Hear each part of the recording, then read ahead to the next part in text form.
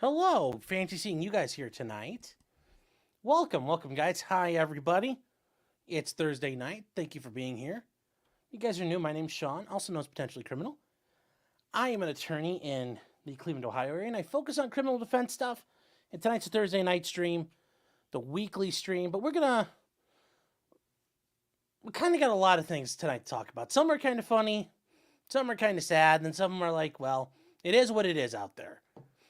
I do want to say thank you to everybody here who's watching. We got people watching on Rumble, Kick, Twitch. I'm still surprised I'm not banned on Twitch. I really am. We've got those people. We've got people on Twitter. A couple of you guys out there. A couple of guys over on Facebook. And then we've got people here on YouTube. Thank you all for being here.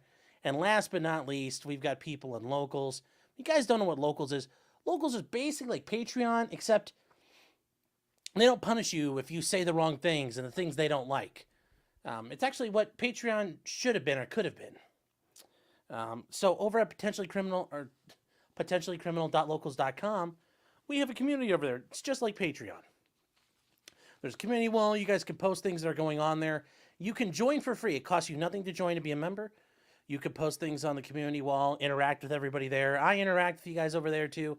But if you wish to support me, it's $3 a month. At $3 a month, you get full access to everything. And one of the biggest, well, probably the biggest thing you get access to are the live streams. We do 2 minimum live streams a week over there. We do one every Monday night, starting at 8:30. We go for a while. I mean, it's been a couple of months now, but every Monday we run out the clock. Locals, you can do a maximum of 3 hours on the stream. And then every Thursday night, so after this show, directly afterwards, we kind of have an after show over there. You know, as R. Kelly says, after the show, it's the after party. But unlike him, after that party, we don't go to the hotel lobby. You see what that did for him. So we do that. We get to hang out over there. We get to talk about what happened tonight. If there's other subjects and topics people want to talk about, we do that. And we talk about things that necessarily wouldn't fit here on YouTube or are appropriate for YouTube, because there are some things that aren't appropriate for YouTube and also just don't necessarily jive with kind of the main gist of this show. So you guys could join us over there. Like I said, if you're not sure, you can use the promo code CRIMINALS2024 and you get that 1 month of free access. After that, there's no obligation, but I hope to see you over there and hope to see you in the live streams. They are a very fun time. I thoroughly enjoy them, and I know the people who are members thoroughly enjoy it because they stick around. So that's over there, guys. So thank you for checking it out. Now, what do we got? Oh, why did that not go away? I tried to get rid of it. You guys don't have nice things to say about Haiti. Yes, late and gay. Yeah, it's a couple minutes late. Sorry, guys. I miscalculated time. Potentially felted late and baldoed. Never baldoed. Never baldoed. Oh, hold on here. Am I coming in loud enough, guys? Because I'm not sure if it's keeping me too loud or too quiet there. I don't. Still dealing with that.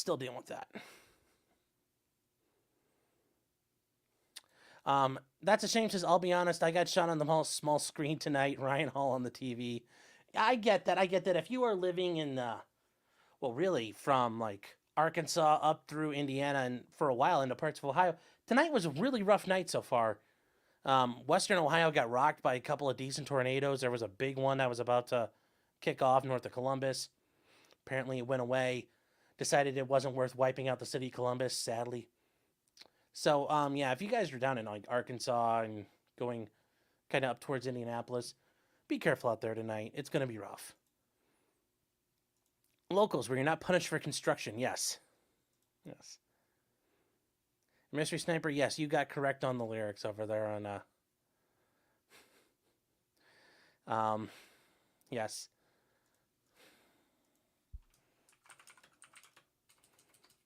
Hold on, guys. Also, I wanted to mention, we have a live chat that goes on Locals when I do the Thursday night show. I normally don't do it for every time I go live, but for Thursday nights, it's something I started, and I keep that kind of going. So everybody's always welcome over there. You guys, if you join as a member, you're welcome to the Thursday night live chat. It's just a place where people like to comment. It's another peanut gallery.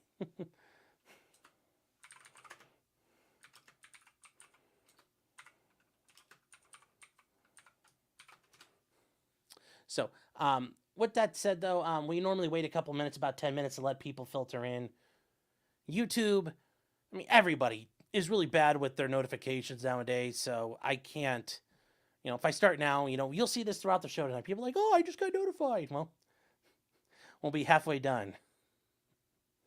Is the after show me eating in the kitchen? No, that's the other guy. You can hardly hear me.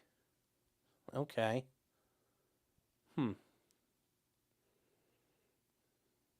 It's low. It's a little low. Very low. Okay. Well, the producer says I'm fine, so that's what matters. Wilder Letty says, Sean, recognize me. There. So I need to go back through and just double check. I think you may have been the first over on Twitch. Congrats. You were the first over on Twitch. Even though you spelled my name wrong, I'll still give it to you over on Twitch. And who got first over here on... First over on Kick was... looks like Winter Soldier was, so...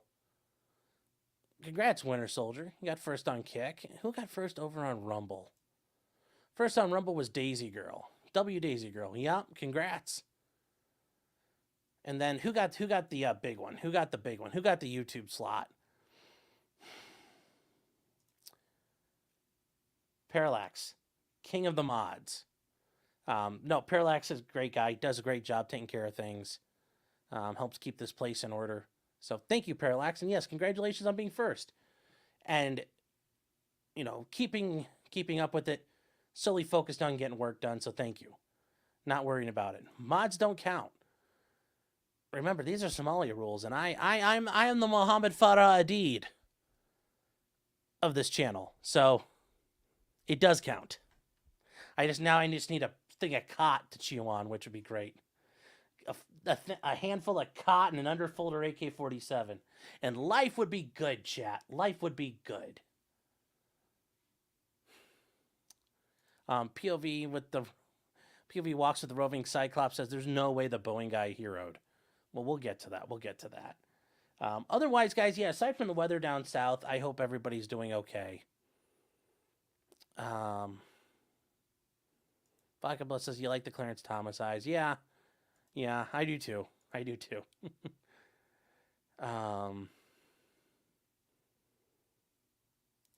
Wilder Lenny says, are any of those closer? What, tornadoes closer to where? Move mic closer. Other streams are way louder. Hold on here.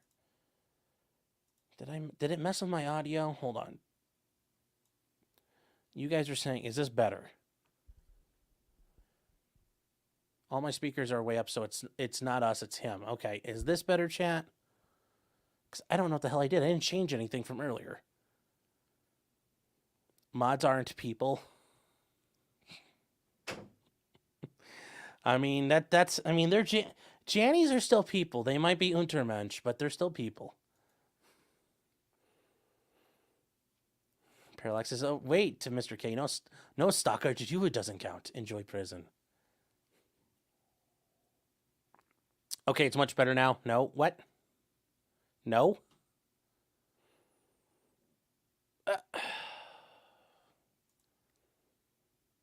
I'm 10% sweeter now.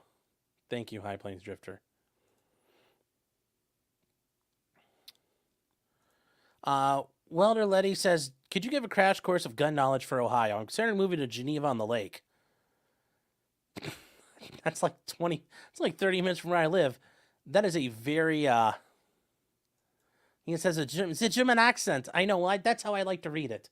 No, Staccacchat, it's you who enjoyed prison. I don't know. That's how it comes across in my mind.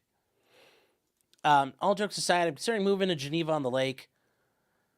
I mean, that's a very specific place to go. I mean, there's, like, if you like, it's on the cliffs. There's, like, cliffs there, so it's not really, like, on the lake. It's, like, 40 feet above the lake. But as long as you're cool with that. You guys are saying it's fine. Okay, fine. Help me with the audio confusion. All right, hold on here. I could fix one thing. Because Vielhammer showed me how to fix this. I can give myself a little bit more boost. How about that? Chat, is that better? Better one, or now better two?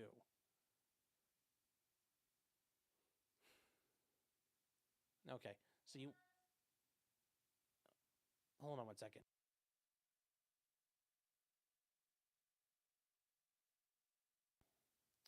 No worse.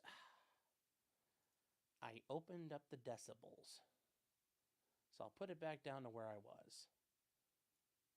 Okay, I'm gonna leave it alone, and I'll just push that up all the way. See if that helps at all. Is that helping? Can't hear you far away. Just move close. Okay, how about I move this close to the mic? Can I hear it?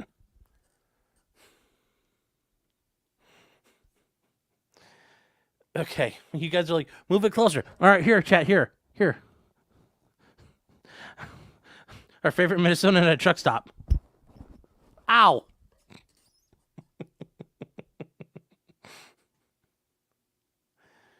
I've sounded fine this whole time. Okay.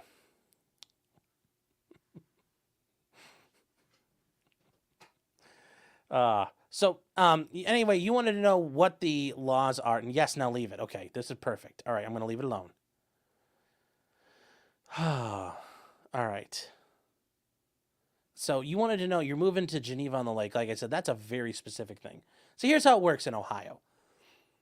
I don't know where you're coming from, but probably where you're coming from doesn't generally have good laws. Because you're moving to Ohio, you probably weren't in a better place to start with. I mean, we don't really have any rules. You can own whatever you want.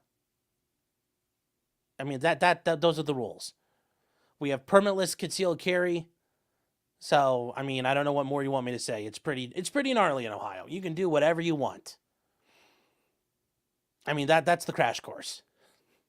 We have better gun laws in Texas. Texas had to catch up. So, that's what I'll say. So, welcome to Ohio, I guess. And you're coming to Geneva on the Lake at a shitty time because now's when all the tourists show up. So, well, I guess as long as you beat them here get here before Memorial Day. So, hopefully that answered your question. If you have other questions, and I'm serious about this, if you email me at the email address below, potentiallycriminal@gmail.com, I will talk to you. If you have a basic question or two, I'd be happy to answer. I mean, I'm not going to sit here and answer like 85 million questions you got, but I will answer some. I will answer some and just give you a basic idea of what's going on so you understand. And it all disappeared. Isn't that great? Texas is greater than Ohio. I don't know about that. I mean, Texas's biggest claim to fame was beating the Mexican army. You know what Ohio did? Ohio killed a bunch of Indians in the middle of a tornado. That's how cool Ohio is. I'm just saying, when you guys need to recognize. You need to recognize greatness when you see it. Because if Ohio would have been around, Ohioans would have just like attacked all the way to Mexico City. There wouldn't have been any part way work with that. Just saying, Tejas. Just saying, Tejas. Everything's bigger in Texas, even the Cope. But I'm sorry, I didn't realize the email address is not down below. It should be there now if you refresh. potentiallycriminal@gmail.com. Email me. Be happy to talk you through what your questions are. So, we do have a super chat, though, I need to get to real quick. Mega Mobas for $9.99. Then we're going to get right into it. Says, I'm sad. All the fun weather past south of me or north of me. Being in the southernmost county of Michigan, we never get fun stuff unless it's 1965 and Palm Sunday. Well, thank you for the super chat. Yeah, you guys there was like some tornadoes up by Detroit like the week before. So, yeah, you guys are kind of in a boring spot down there. But hey, you know. And starting off with Michigan, I think we'll start off with the thing that just happened today. James Crumbley, Ethan Crumbley's dad. Ethan Crumbley is the kid who went and took the pistol he had just gotten for Black Friday in Thanksgiving of 2021, took it to school and killed 4 students. His trial is over today. He was convicted this evening. Obviously, all counts. I know that's not a surprise to anybody. If you're in the state of Michigan, oh boy, get ready for some gun control to happen. I can tell you that much. It's not a good thing. It's a travesty of justice. But, it's what it is for now. Do I think it's ever going to get overturned on an appeal? No, it's not. It's not going to get overturned. Nobody's going to want to be seen as the judge who let these bad people get away with it. So they are going to, yeah. Now, do I think they should have been charged? No. But it will be interesting because now that's an option on the table. And the neat thing, well, not really the neat thing, but the thing that happens with police or prosecutors is once you give them a tool, what do they do with it? They abuse the shit out of it. They completely abuse it. They will abuse this to no end. And guess what they're going to do? Well, Oakland County, Michigan has Pontiac, Michigan in it. And Pontiac, Michigan's kind of like one of those places where, well, it's got a little bit of hood in it. It's got a pretty sizable, hood and ghetto in it. Well, it's going to be interesting when the police start hauling off parents whose children are involved in gang shootings and gang violence. Because guess what? Now they're on the hook for it. And you didn't realize Junior was in a gang? You didn't realize Junior had guns in the house? You should have known. Why was Junior out all night? You should have known. This isn't going to end well. This isn't going to end well, and I'm sure people are going to scream and cry when it happens. But this is what you wanted. Even if you didn't realize it, this is what you wanted. Or if you're secretly racist, this is really what you wanted. And that's what they're going to get. That's what they're going to get. Luke says, am I going to cover the new Delphi filings? There's been like 5 since I last covered it. Maybe tomorrow. Yes, every day there's like 5 or 6 more. But no, I actually was reaching out to Defense Diaries. I might talk with the Matas coming up at some point. So, yeah. Excited Utterance. Hella. Good to see you, Hella. If you guys haven't checked her out over on her channel, Excited Utterance, give her a shot. Every Sunday does Hearsay for Days. Usually 3 o'clock Eastern. Thinking right on Sundays. 3 or 3. Anyway, saying, will there be another demon Princess Jura to come forth from the shadows? Yeah, I don't know. It sounded like this. This foreman didn't sound like a gothic vampire, so I think they're a little safer in that regard. But yeah, I don't think it was that big of a joke this time. So, Eric says this law will only be applied to white parents. You think so? I don't think. Give it some time, man. They are going to use the police want tools. And they want tools because it claims to help them fight crime. They are going to use this against other people. Just like most laws in the world, the government do. What do? They oppress minorities with it. So, eventually, yeah, it's not going to be long. I bet within a year, you're going to see some moms from the hood getting drug in because Junior got run around with a gun. And she didn't, oh, you didn't know, you didn't check. Yeah. What Nicholas Kreuzer says, you're describing every city in Michigan south of the Upper Peninsula. Well, yeah. Fair enough. But, yeah. Das Boot says, stop lying. It will never be used on socioeconomically deprived individuals. Yes. Yes. Oh, Hella says it's changing to 4 p.m. now, so 4 p.m. on Sundays. Hearsay for Days. Ron Sappington says more freedom taken away by the people themselves. Yes, they do. But that's... yeah, that's how it goes. I know, and we still have the trial of Christopher Schur. He's the officer who was wrestling. We covered this a while back. He's the officer who's wrestling the guy, and the guy grabbed his taser, and he shoots him in the back of the head while he's on top of him. So that one's going to be interesting. That guy's still got to go to trial, and that trial I think is coming up at some point. So I'm hoping that one's televised because I do think that's a very good one to cover, and we'll see. Make a Mobas for $9.99 again. Thank you. Is saying I'm thankful to live in one of the most conservative counties in Michigan. We have Hillsdale College and a strong conservative base around here. Our current sheriff is a strong FU to the government type. I understand that, and I think that's great, but as much as you think how base your politicians are, you still need to consider that they're normies at the end of the day, because as much as they say they're based, when the rubber meets the road, are they going to be really based? I hope they are. I hope 100% they are. I don't think you can plan on that. I don't think you can plan for that eventuality. So, yes, Luke, I did hear about that with the comments from the police, but I want to save that because I do want to get to that when I get a chance. And Stephen Cooper for $5 says the downsides of Ohio, James Midgley Jr. and Wayne Wheeler. What, James Midgley Jr. was from Ohio?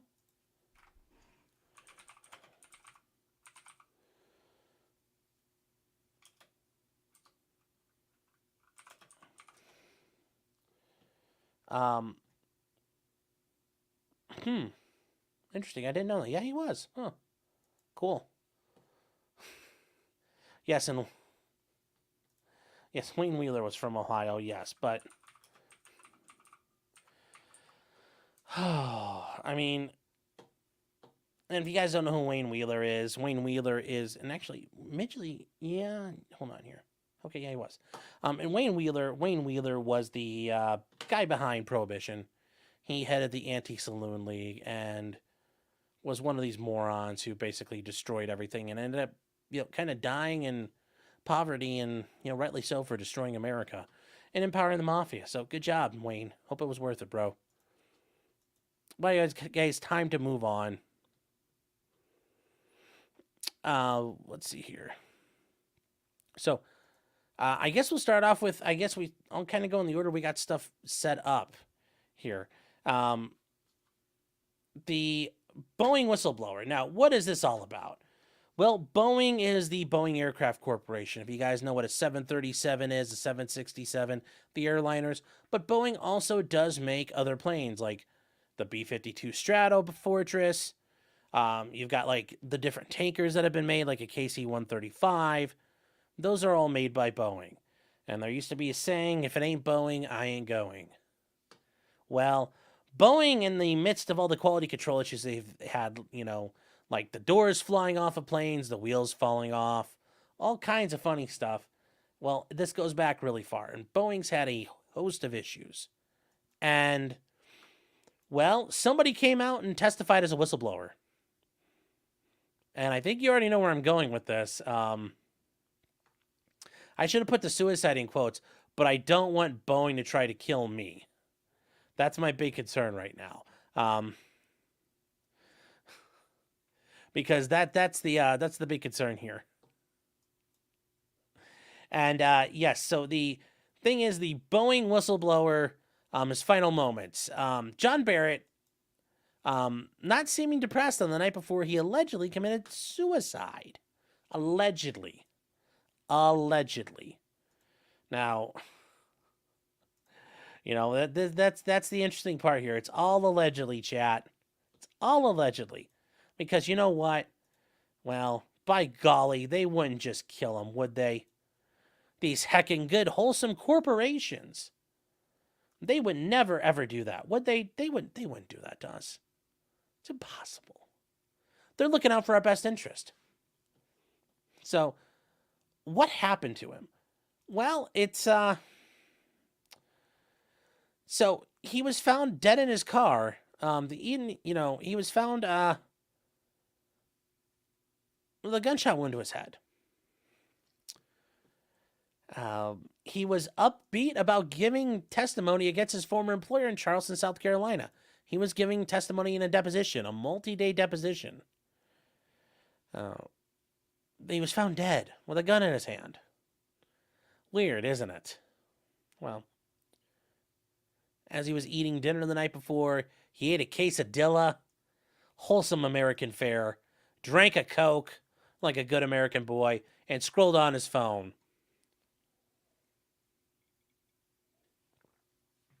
And seemed fine on the evening. February 8th.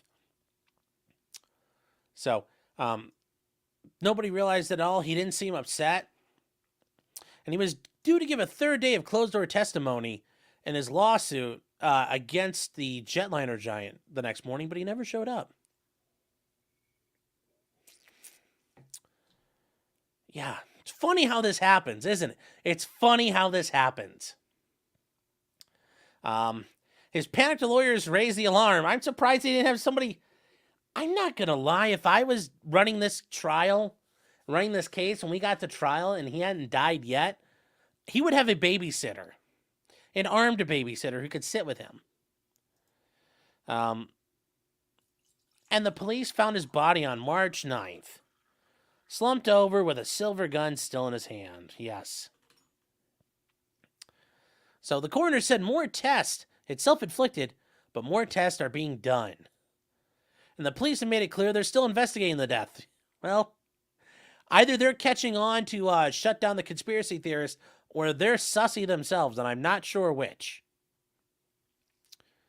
So, they also point out there's carbon dust for fingerprints inside and out. It is unusual. Once again, are they doing this to shut up the conspiracy theorist? Or is this being done because they want to make sure nothing happened? I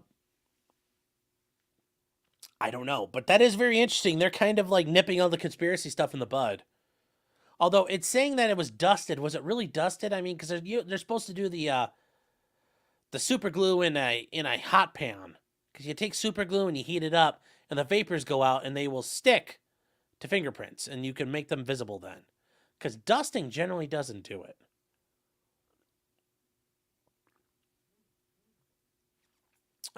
What am I buzzing for?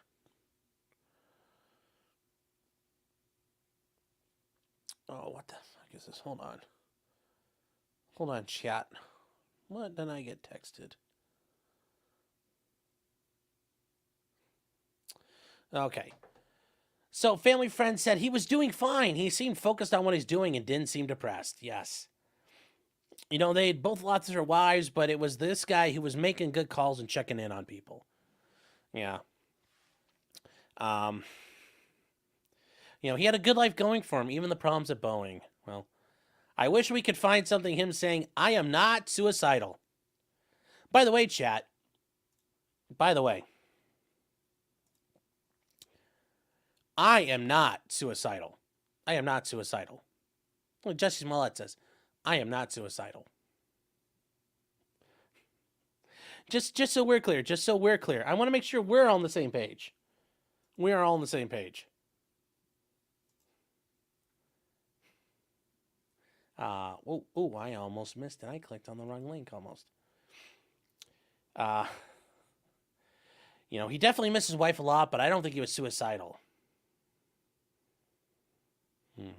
Well,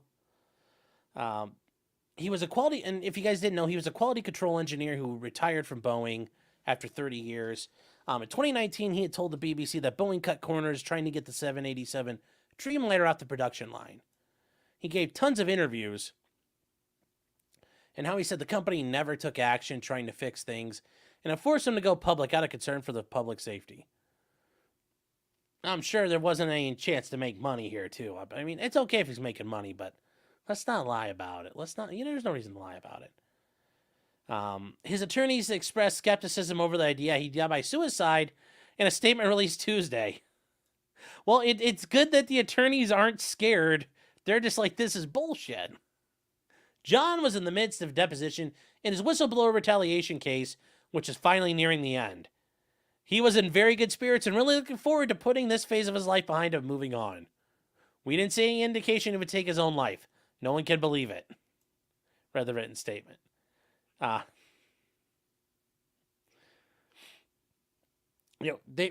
People said they remember him as a solid guy who was really friendly and generous. He was always helping people. You know, he also helped his assassin by being alone and isolated. You could tell he was a thinker. Well, except for the probably not having security part. Or being around people all the time. John is someone who really didn't like the attention. He probably never took a selfie in his life. He saw this as a noble thing he was doing. He didn't do it to make a name for himself. He did interviews because he thought it would help keep people safe. Well, May have kept people safe, just not himself. So, this is part of the Boeing factory. This is one of their factories, but yes, this is actually what it looks like when they build airplanes. It's actually kind of interesting to see how they do it. It's not exactly like they do in World War II anymore, where you have like just rows of them going forever, and they just like shuttle them along. So it's actually a different way of doing it. He loved working for Boeing until 2010 when he was transferred to the 787 plant in Charleston. Things changed greatly for him when he learned the upper management was pressuring the quality inspectors and managers to cut corners. Things they were supposed to do by law to follow. They weren't told to cut corners by law. Well, I'm sure there wasn't a lot of... I'm sure the government got its hand, the skids greased a little bit, so there probably was a little bit of like, yeah, you can break this law. They claimed Boeing pressured workers to look past defects to avoid slowing down the assembly line, and those who refused were labeled as troublemakers and retaliated against. And then Boeing said, "We are saddened by his passing, and our thoughts are with his family and friends, if they keep their mouths shut." So, I love this, though. The New York Post is like, well, if you're struggling with suicidal thoughts, call the National Suicide Prevention Hotline. Well, who do you call if you're, like, not suicidal? You want to make sure you don't die. Is there a national, I'm not going to commit suicide prevention hotline? That's the big thing. We need one of those. And apparently you can call it by going 988. Now, here's what I'll tell you. I would never recommend calling that because if you call them, most of the time they immediately call the police and the police show up and, oh boy, that does not end well for a lot of people. So be careful about that. If you have trouble, reach out to a friend. Reach out to a friend. Reach out to somebody. You know, they'll be happy to hear from you. Happy to talk to you. So, but yeah, I don't think this guy committed suicide. Like, yeah. At least they got better than Vince Foster. They learned now. Don't do a double tap. Just once. You get one shot. Don't mess it up. So, cost me back. So those flexi wings and geared turbofans get me hot and bothered. It is a beauty to watch those airplanes get put together. Auntie M says, "Punish me more at $38.50 an hour." Well, there is that. Yes, if you're working for Boeing in the plant, you ain't eating SpaghettiOs. And if you're making $38.50 down in Charleston, South Carolina, hoo-wee, that's going to be good. Stacy said the attorneys will be the next to see the light.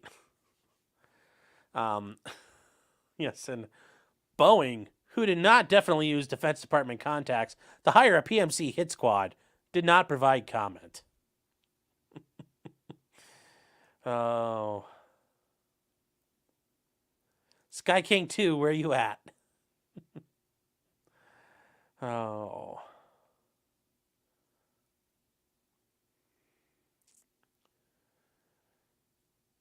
So, hold on here. Where? Job well done says, "I think Sean and Mrs. Sean have been arguing." No, you think wrong. Was he retired? Yes, he left. Jay Byer says, "We trust your Fed to protect you."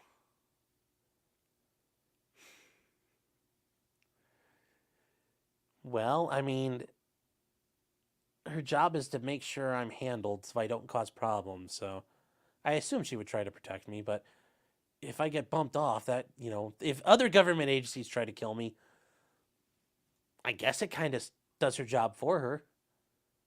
So,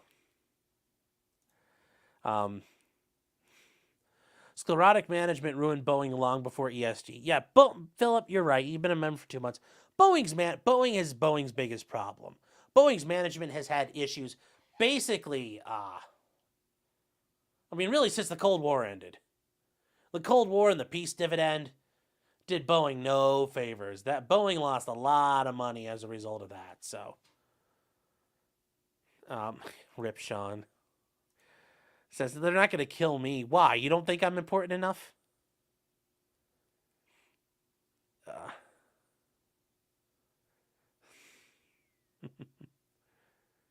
Yes, he did not have security, and I don't know why he wouldn't.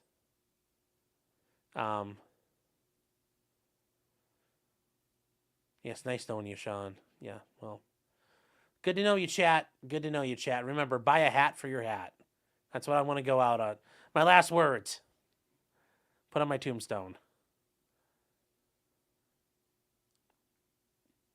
Ryan Moore says, I'm kind of surprised it's not more automated. Well, there's a lot of automation in making the parts, but assembling them, just they're so big.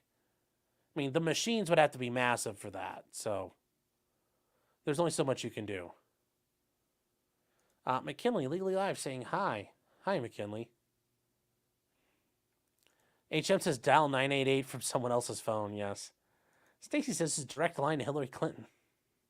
No.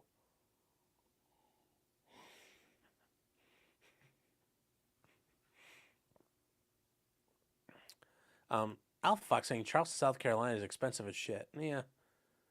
Can't imagine it's that expensive. $38.50.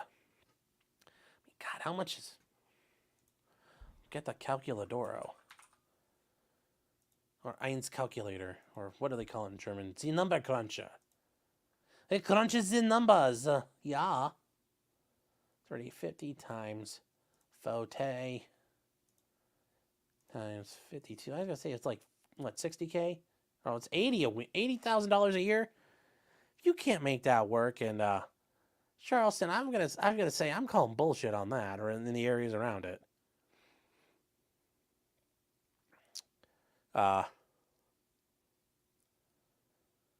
Kara said this is a panel show from the thumbnail layout, but then I noticed that Darrell Brooks, Trump, Biden, and Clarence Thomas. I'm so sorry. I'm so sorry. I didn't realize that was going to trick people out. I'm like, that'd be a hell of a get, though. Get Darrell Brooks and Biden on the same show. Let them just yell at each other. Yes. How important do you have to be to go from being murdered to assassinated?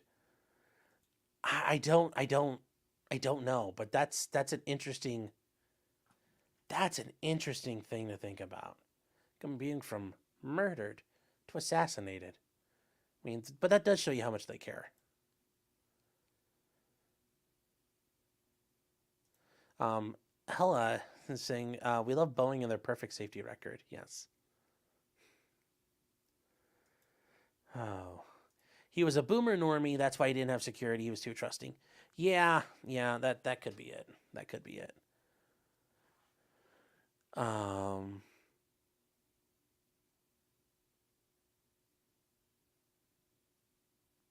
Walter Malone for $2 says brought my plate for the Long Pig barbecue. Well, there'll be some. If I get killed, there'll be some good eating. I tell you that much. There'll be some good eating. All right. So, I guess the next thing here, and this one, I am really surprised. This is actually nonsense at the end of the day. So, this happened, and like I said, this is an issue in Texas.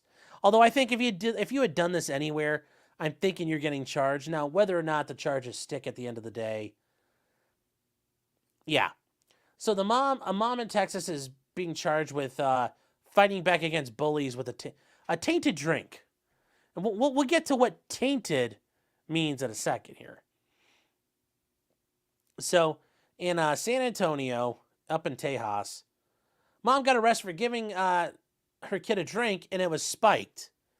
But what was it spiked with? Well, this lady, Jennifer Rossi, is charged with injury to a child. She added a mixture of lemon, salt, and vinegar to a bottle of Gatorade. Let's just say it's like lemon lime Gatorade. Lemon, salt, and vinegar. Plus a little bit of sugar. Well, I mean, all you're missing is, I think a little bit of mustard, and a little bit of black pepper, and well, what have you made? Although at that point it'd just be very sweet. So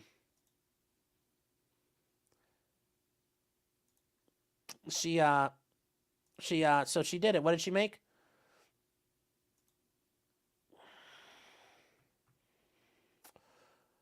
Lady made salad dressing. Really, when you think about it, it's a vinaigrette. It's a lemon vinaigrette. So, I mean, just vinegar, lemon, salt. Gatorade's got sugar in it. I mean, it'd be really like Gatorade vinaigrette. It sounds disgusting. I mean, it might be delicious. I don't know. But that's what she did. That's what she did. That's all she did. It's not like she knew the kid, like, she, like, took a bunch of peanuts and poured them, like, the Gatorade through some peanuts and strained the peanuts so the kid would get, like, peanut allergies and he'd die. No, these kids were fucking around and they chugged a bottle of shit. Let's say the kid, you know what her defense should have been? My kid drinks vinaigrette dressing for fun. That's all he drinks. He's a good boy. He asked me to make it for him. Yes, MF the Boat First says it's about the breach of trust and responsibility. Yes, I get it. I get it. But I really don't feel too bad that this happened to these little shitbag kids. Because what did she do? Well, she was charged with injury to a child. And she sickened a 5th grader. Well, I'm betting because that kid chugged it all down. Like a dumb fuck. But you know what that little kid's not going to do anymore? He's not going to fuck with his friend's drinks anymore. He's not going to fuck with the friend's drinks. So, I mean, it's, you know, she's been charged with fighting it. Okay, well, yeah, she's been charged with it, and the kid got sick. The kid's not going to do that ever again. When I worked, and it's funny because I worked at, when I was in law school, I worked at FedEx at night. And I started working there the summer, so like the summer I graduated college. I'd been accepted to law school, so I had the whole summer, and I was working for FedEx in the summer prior because I need, I got to do something. And I was working nights, and you're looking at me like, guys, this was like, well, I don't know, it was like 15 years ago. A lot skinnier back then. So it was actually really good, like, work your balls off in the middle of the night. Like, you just burn through, like, you chug bottles, like, you take a Gatorade bottle, you could fill it up with water, and you'd be chugging those things all night long. Well, I'd take a Gatorade bottle, and, I'd drink it on the way there, and then drink water while I was at work. But there was a guy I knew, he was a newer guy like me, and he was bringing in Gatorades. Well, somebody on the dock kept drinking it because they were a fucking asshole. And after like the 3rd or 4th night of that happening, he's like, I was working in a trailer with them, and he's like, I got a plan. Get ready at break. He's like, it's going to be fucking hilarious. So he comes out, and somebody had fucked his Gatorade again. And he says, everybody's about to go on break, and he says that he asks our boss, our supervisor, and he's like, our manager, he's like, hey, I need a second. And he turned around and told everybody, hey guys, listen. I got herpes. Please, whoever's been drinking my Gatorade, please stop. I don't want you guys to catch it.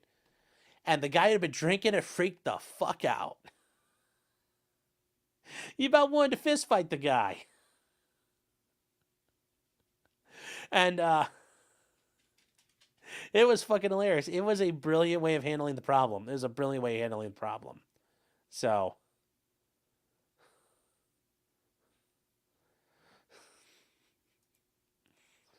oh, it was,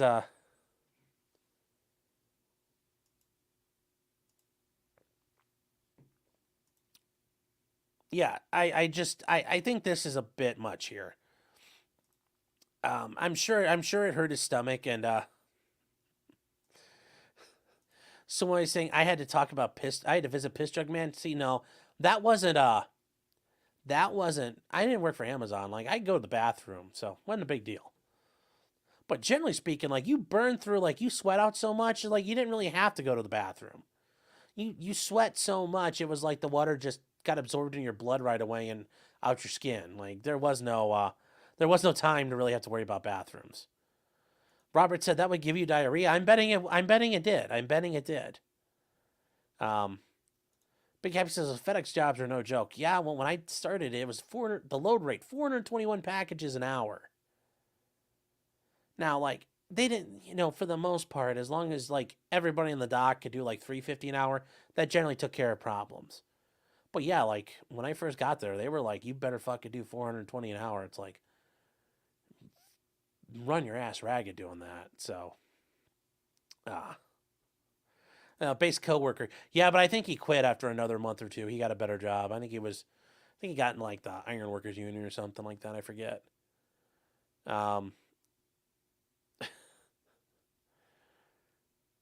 So yeah, them fighting words.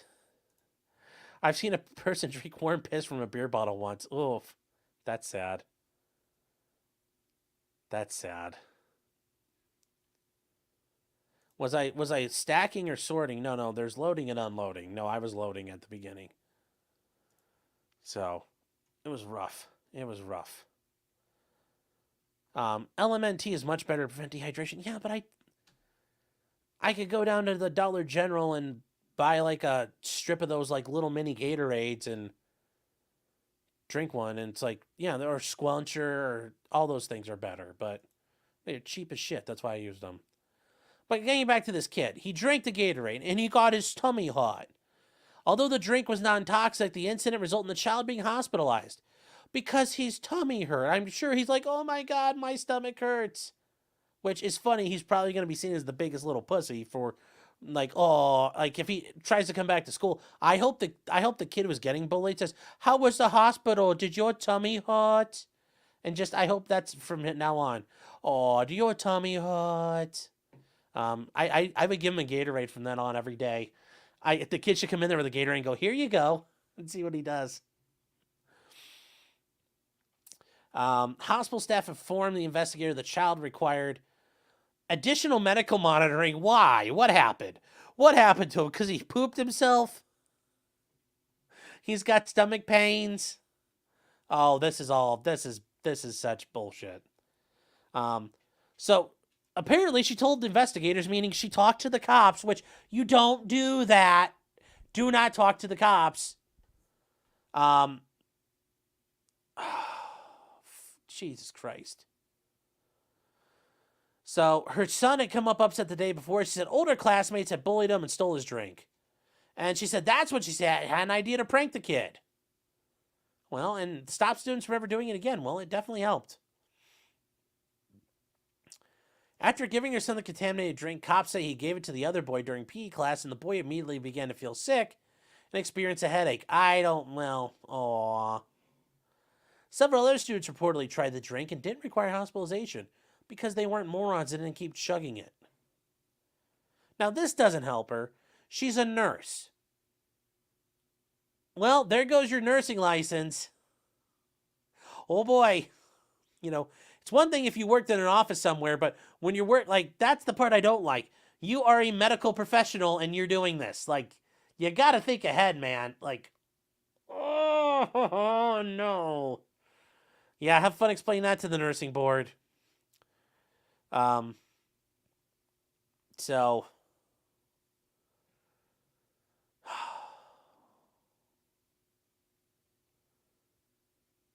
she only did it. She knew the ingredients were not harmful. It's like, still, the nursing board's gonna love her tenderly. And she was arrested and charged Tuesday, but she bonded out. Now it waits a pretrial in April. I hope they dump the case. If I'm the prosecutor, I'm dumping it. But let's see what happens. We'll see if Texas is really as based as we think it is. So, people are saying like, yeah, way to keep the streets safe, guys. And that's true. This is what they're going after in San Antonio. This lady. And why didn't the parents teach their son not to be a bully? I think that's a very good other thing pointed out.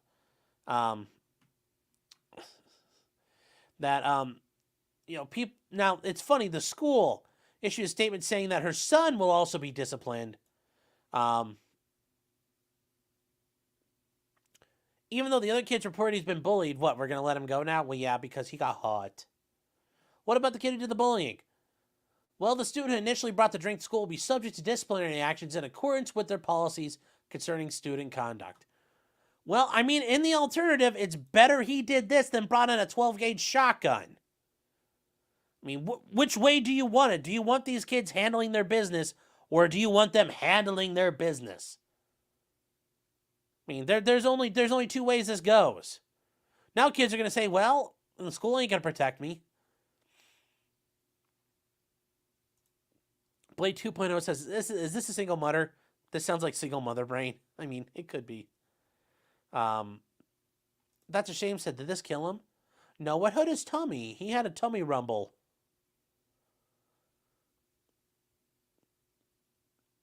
Alpha Fox saying he could have had some sort of hypernatremia, even hypo, if he was shitting profusely.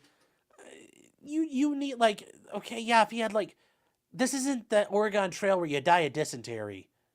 It takes a long time to be in a medical distress from shitting yourself. I mean, that's one of the problems with dysentery. You get diarrhea so bad, you end up, like, you know, kind of dying of dehydration and among other things. And organ shutting down. But no, like, a couple hours of having the liquid shits is not going to kill you. I mean, really. How old was a kid? Maybe a couple years older. It sounds like a couple years. If he's 10, he's what, in the 4th grade maybe? So like a year or two older.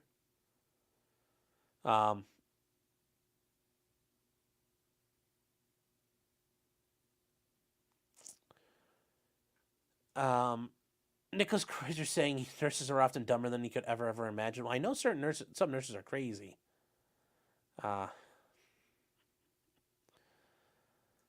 Zaven saying chugging 500 milliliters of salad dressing would probably make me feel sick fast. Yeah, well, yeah. And then Big Happy says, bye-bye the nursing job. Yep, that's never coming back. That's never coming back. So, the Gary was an FBI psyop. Stacy said, I bet he was all cleaned out when done. I bet he was. I bet he was. Yeah, that 11...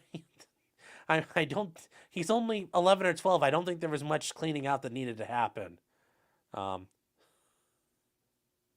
J-Rock says, Sean knows these things. Well, I know some things. I know a lot of stuff, but I, you know... Yeah, he didn't drink 100 gallons of electrolyte impregnated salt water. Hyperthermia from shitting is a wild concept. No, hyponatremia and hypernatremia. Those are issues with water and electrolytes in your systems, not hypothermia. That'd be funny. So you crap yourself to death so much you die from what you suffer like a heat bloom and you die. Got a heat allergy and you crap yourself to death.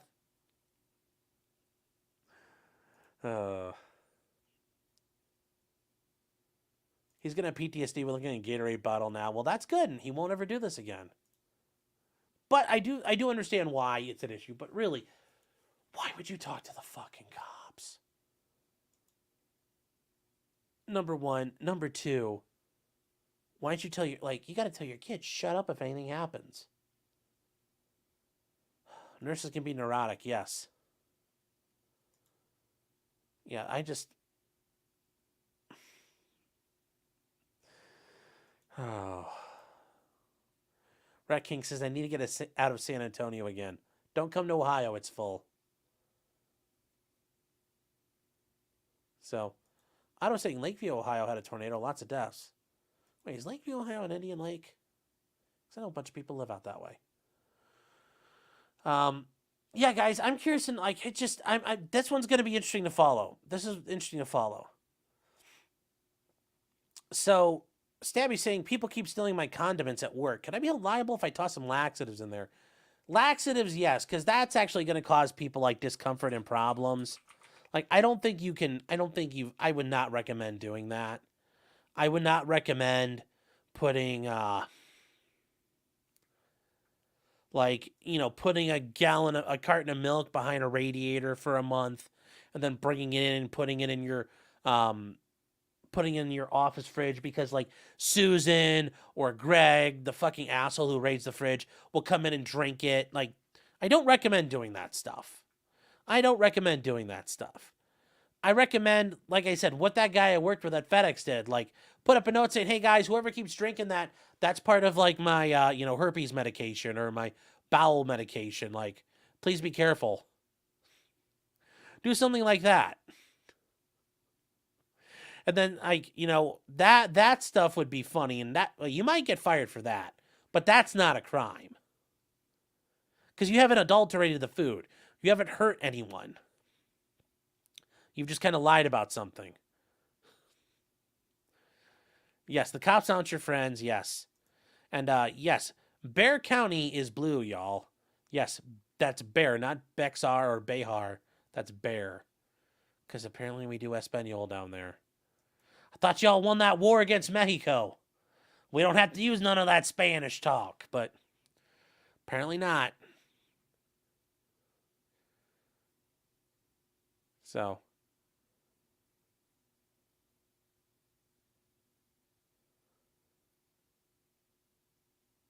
Add some ghost pepper sauce. I really, like I said, don't do that stuff. It's easier to,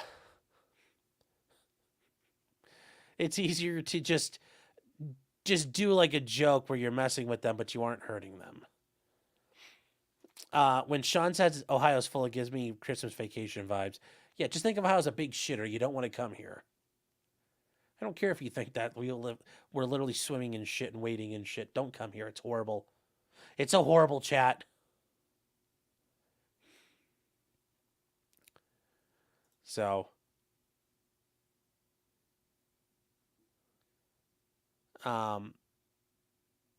there's no law against a man putting his dick in his sandwich. Well, how are you going to get...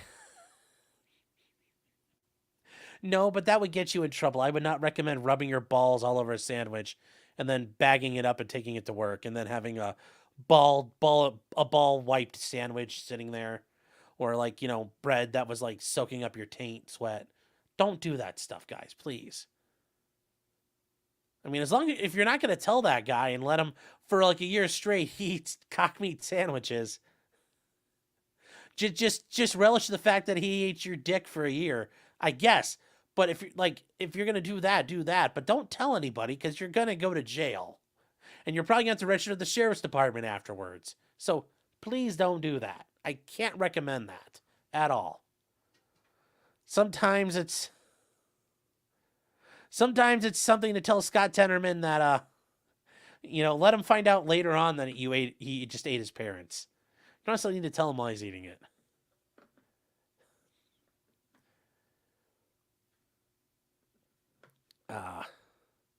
Ohio sucks because I-80 is a toll road through the whole state. Well, yeah, but like if you take like to New York, I-90 is the toll road. I mean, it's got to be somewhere. Free dick putting in sandwich does not mean free dick putting in sandwich free of consequences. Yeah.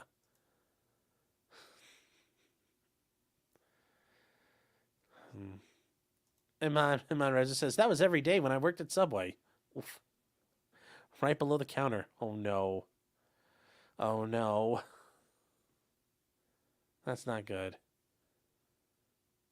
10K says, what is the statute of limitations? Asking for a friend.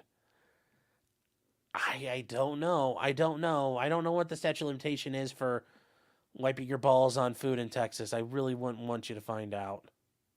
So, really want you guys to find that out.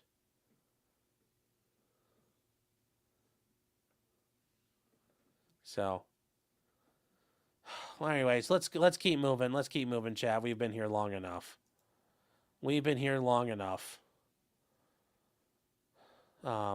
What do we got? Oh, Bryan Kohberger. Update with stuff going on for Bryan Kohberger, chat. They did an interlocutory appeal on a bunch of things. That they wanted a motion appeal, a couple different orders, and they were denied by the order of the Supreme Court. So, motion appeal interlocutory orders were filed by counsel, and they got denied. So, Bryan Kohberger's been going through a lot of things. He still doesn't, things are still dragging along out there. So that was kind of a big update, though. It's, I would say, reach out to Andrea Burkhart. She's been, obviously following it since she lives out there. Maybe she did it. Shouldn't say it too loud. Maybe she'll kill me. But that's out her way. I just thought it was interesting that all the orders they tried to appeal are now done. They're not going to get heard. So this just means that Bryan Kohberger is going to have massive motion practice post conviction if he gets convicted. Which, as of right now, I still don't see how that's going to happen. I mean, there hasn't been enough to come out to tie. How do they? There's a lot of holes in the state's case right now. That said, though, still the biggest thing is that knife sheath with his DNA on the one button snap. It's like, I don't know how you explain how that got there, because that's a little weird. But other than that, I mean, yeah, it looks good, but that's a really big problem, and that's enough to convict him. So, yeah. Now, that was just a quick update there. Brian's a victim of wine moms. Yeah. HM saying all caps for a legal document. Well, they're pointing out these are the motions, and the motion was called a motion for permission to appeal from interlocutory orders. There's another motion. Another motion to seal defendant's motion for permission to appeal from interlocutory orders were filed by the defendant. And that's how they're just differentiating out the names, the actual motions themselves. So, and they're just pointing out, it is ordered. And that's actually very common when you write that in all bold letters. And then down here it's saying it is further ordered, the motions, and a lot of times that part's not that new. So English please, all the things he tried to appeal are denied. So the Idaho Supreme Court said, nope, not doing it. So that's what they just did there. They just said, nope, nice try. Nice try. That's all they did there. So, we have, looks like they filed a template. Yeah, well, that's because it probably was a template. Okay, let's see here. Oh, we got a couple other ones. Mega Mobas for $4.99. Thank you. Is saying, and the words sung by Roger Miller. Boeing, Boeing, Boeing 707. Going, going, skywardly heavenly. Higher than bluebirds fly. Why then, oh, I can't I. Yes, thank you very much. And then, Philip Kogan's for $5 says, I worked for UPS for a summer in college. Worst summer of my life. I would rather go back to basic training. At least there they gave you guns.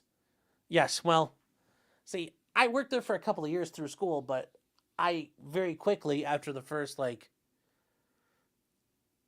couple of months, I moved on to doing other jobs. So I wasn't stuck in the trailers anymore, which made it a lot more enjoyable. And I will say this much, as much as the job was a grind on my soul, my managers treated me right. Even the company itself, I think, had a lot of problems, but the people I dealt with, I had to work with, they treated me right. I got decent benefits out of it. When I had finals and things, when I had to do stuff for school, they were always cool with me about it. They let me work around things when it came to finals time. They worked around my schedules. So, as much as the problems I had with it, they did all right by me enough. So, but like I said, I've heard UPS is a whole nother story.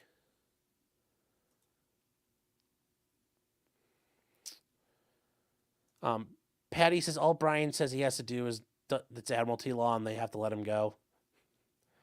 Yes, that one trick that all judges hate.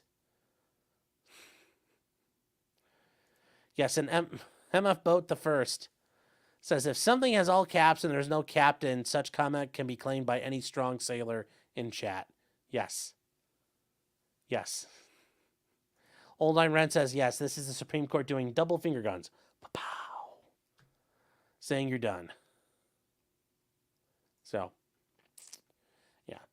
There is an update for in the Trump. Now, Fannie Willis's case, I covered it last night. The Judge McAfee did dismiss 6 of the counts in the indictment against Trump and everybody down in Georgia. And they were only the ones about the soliciting government officials to violate their oath. So it was 6 charges. And in reality, everybody is still facing charges down there. And for out of the total of 41 counts, well, now there's 35. For Trump, he was facing 13 felonies. Now he's facing 10. 13's better than 10. That's easier to fight and easier to manage. But even Mark Meadows is now facing only the RICO charge. So that is good news. It is good news, but it's not like a kill shot. Fani Willis can always reindict, but the thing is, that's the only way she can do this. She has to reindict. If she reindicts, she has to do the whole process over again. So she would have to reindict everybody for everything all over again, and that could take time. They would have to scramble around, put it all together, and there's no way this would get done by the election. So Fani could just let it go. We'll see what happens there. In the meantime, Trump's case down in Florida, there are some issues about Judge Cannon highlighting this seems like selective prosecution. So therefore, she's not happy with it. I know Robert Gouveia covered that. But the bigger thing that's going on right now is up in New York. And I think I mentioned this before. Once Fani implodes, and this case has imploded pretty much, the other end of it, the strings are going to get pulled and it's starting to unravel. And now on the other side of it, the New York case is starting to unravel. Alvin Bragg's case. We're going to talk about this in a second. Remember what I said. It's going to unravel and it's going to let the federal cases are left. The Florida case is going to implode. And I think the Supreme Court is going to give the coup de grace to Jack Smith's case regarding presidential immunity. And once that happens, that's the kill shot and it's all done. That's how I think it's going to go. If I'm wrong, feel free to keep this so we can tell me I'm wrong and there's all the cope we can have after that. So,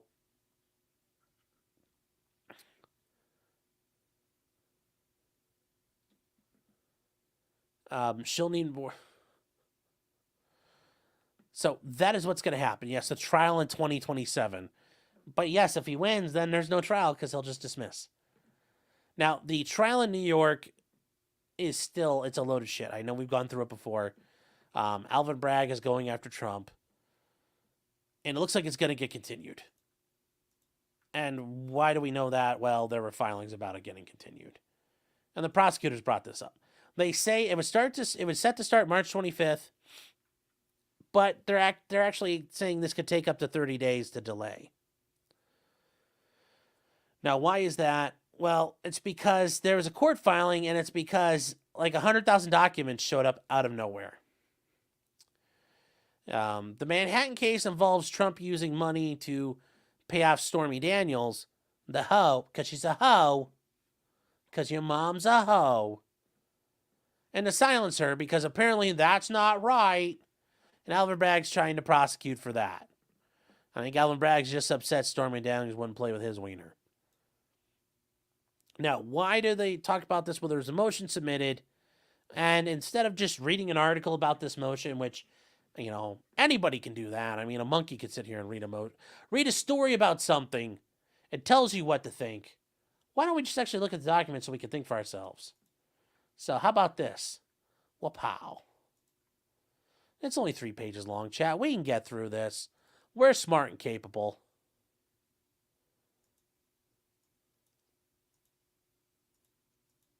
So, the people of the state of New York versus Donald J. Trump, the emperor of mankind and of our hearts. So, the people's notice regarding the production of records from the U.S. Attorney's Office and consent to adjournment. And adjournment means a continuance.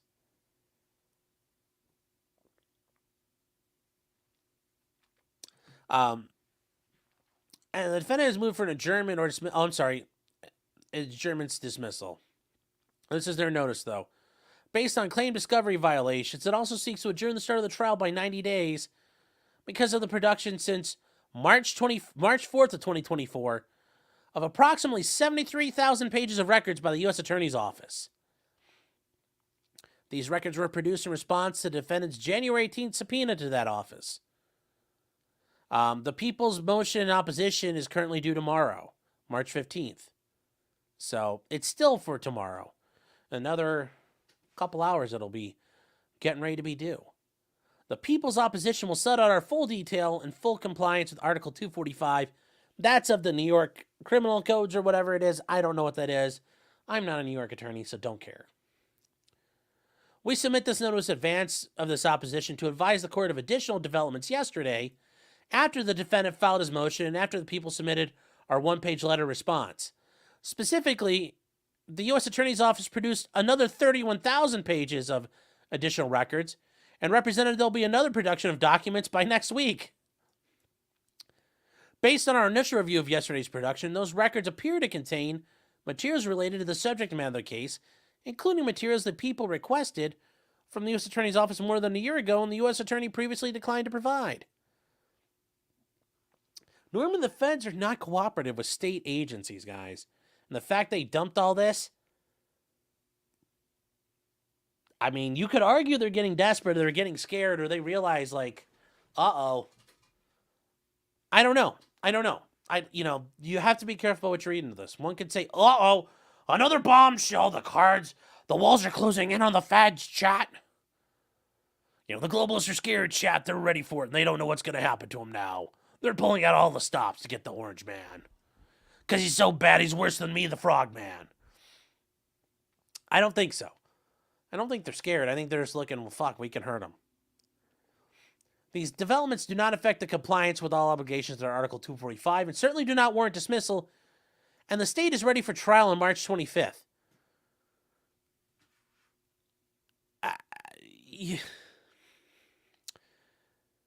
How are you ready? You initially reviewed 31,000 pages of documents, meaning you gave them a cursory review. You didn't read them all. So how do you know that you're ready? There might be exculpatory material in there that ruins what you're doing. So how do you know you're ready? Certainly the defendant's not going to be ready if you spring 30,000 pages on them, because now they've got 73,000. That's like 100K, chat. That's like 5K plus, that's like 5K 20 times over. 100K.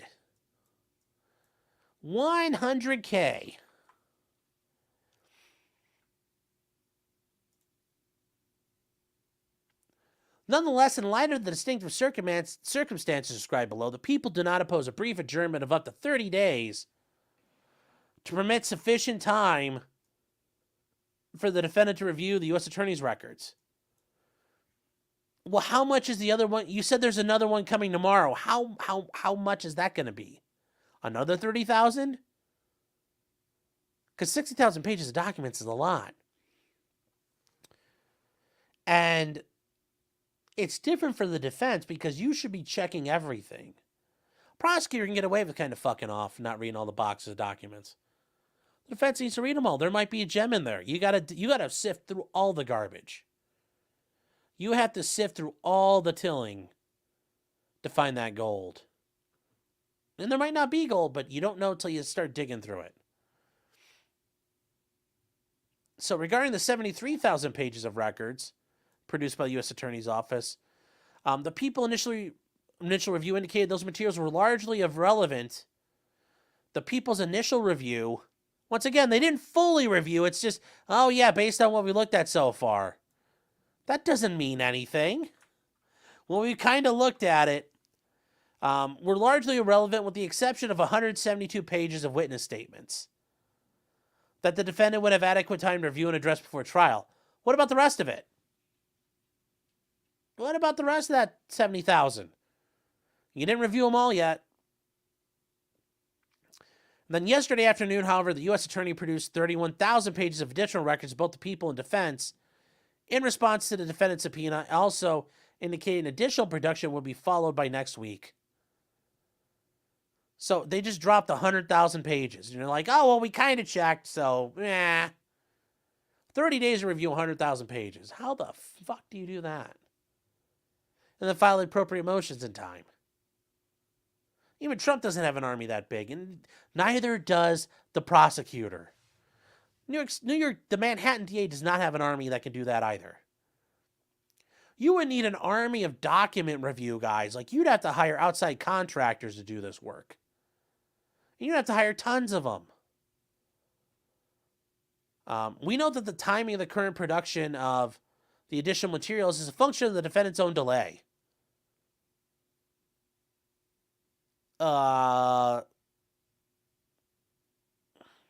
You said this was from a year ago. The 31,000 pages came from a year ago because you said you requested them. That the people requested. The people requested these. The people requested them. That the people requested. So how is that Trump's fault? How is that Trump's fault?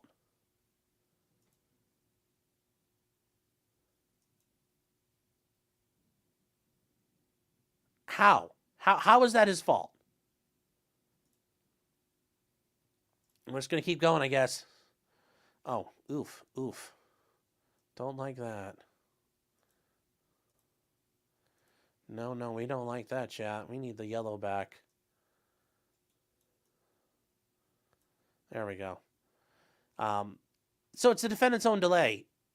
Kinda, not really.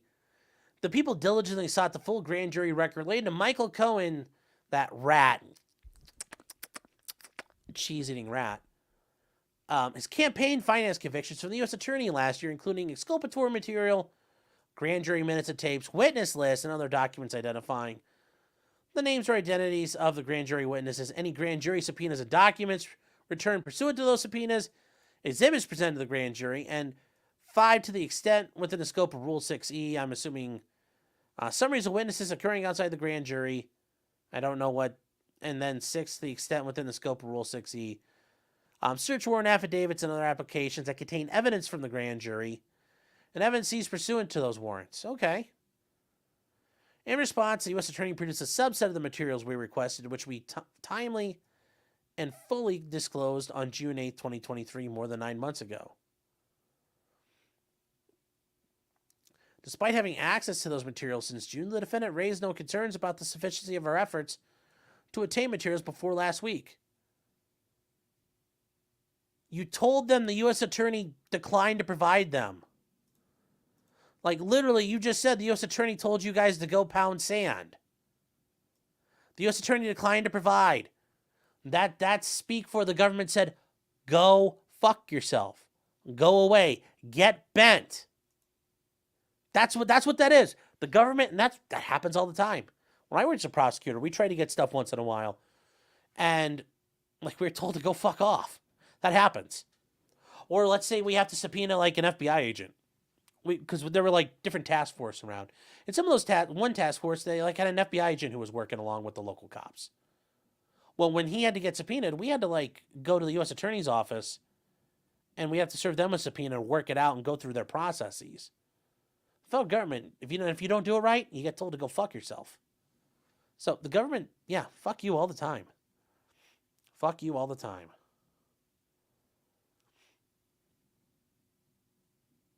All the time. So, instead, the defendant waited until January 18th to subpoena additional materials from the U.S. Attorney's Office, and then consented to repeated extensions of the deadline for the U.S. Attorney's determination. Well, the timing of the U.S. Attorney's production is a result solely of the defendant's delay despite the people's diligence. The government told you to get bent and you just accepted it. I don't know how that's fair. You were given a subset, but you knew more material was out there and you didn't go retrieve it. Nonetheless, and although people are prepared to proceed to trial on March 25th, we do not oppose an adjournment in abundance of caution and to ensure the defendant has sufficient time to review the records and new materials. Well, they're trying to say, I'm not scared.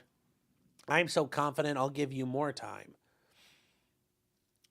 And I think that's probably where Alvin Bragg is. I think Alvin Bragg, he might be a midwit. He might be an idiot. But he's not running scared. I think they're like, yeah, sure, take all the time you need. We're still going to convict you. So You know, like people are like, oh my God, they're scared. Their case is collapsing. I don't think so, Tim. I don't think so, Tim. I don't think they think it's collapsing. They're ready to go, man. Now, that could change in 30 days, but as of right now, man, you know, Oliver Bragg's standing in the parking lot here. He got, you know, he's about ready to hop on the bus. He's like, I got my cleats on and got my helmet with me. Let's go. He's ready to go. He's ready to hop on the bus. You know, that might change in 30 days, but as of right now, I think he's serious. He really wants to go. That said, though, they request an extension not to exceed 30 days. Yeah, but I think they're going to have more time than that. Especially these new drops that the state, it was in response to state subpoenas, though. I think they're entitled to more time because remember, at least half of this is going to be from the state's issue of not taking care of it. We also request an extension from Friday, March 15th to Monday, March 18th to file our full response to the discovery motion and permit us to fully address the intervening developments since the date of the defendant's motion. Well, then the defendant then is only going to be required to have more time too. Because they filed this, and guess what happened since they filed? More stuff happened. So they're going to, guess what? Trump is going to have the right to get more time too. We submit this notice before filing our opposition to the defendant's motion to make the court aware of yesterday's developments as promptly as possible and to permit the court to consider how to proceed. We're available for a conference with the court if it requests. And I will say this much. This is actually helpful. Courts like to know this stuff ahead of time. If you can notify them right away saying, hey, something happened, they might be able to try to figure something out. But it puts the court in less of a position where it's going to be scrambling and trying to figure something out. Does Sean know when he uses the heavy highlighter, we can't read the text underneath it? Oh, and that's from We Hear Well over on Rumble. How about this then? Does that help it at all? Can you guys see it better now? Because, I mean, I can read it when I'm looking at the screen, but if you guys can't, that's a problem.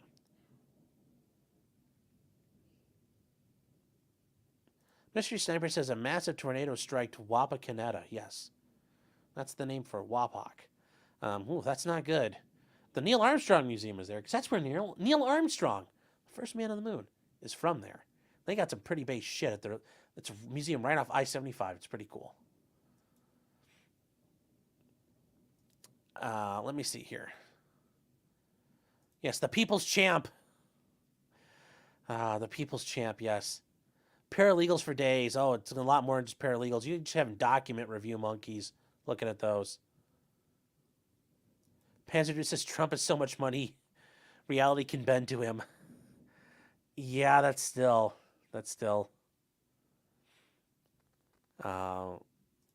Oregon. No, it's Oregon.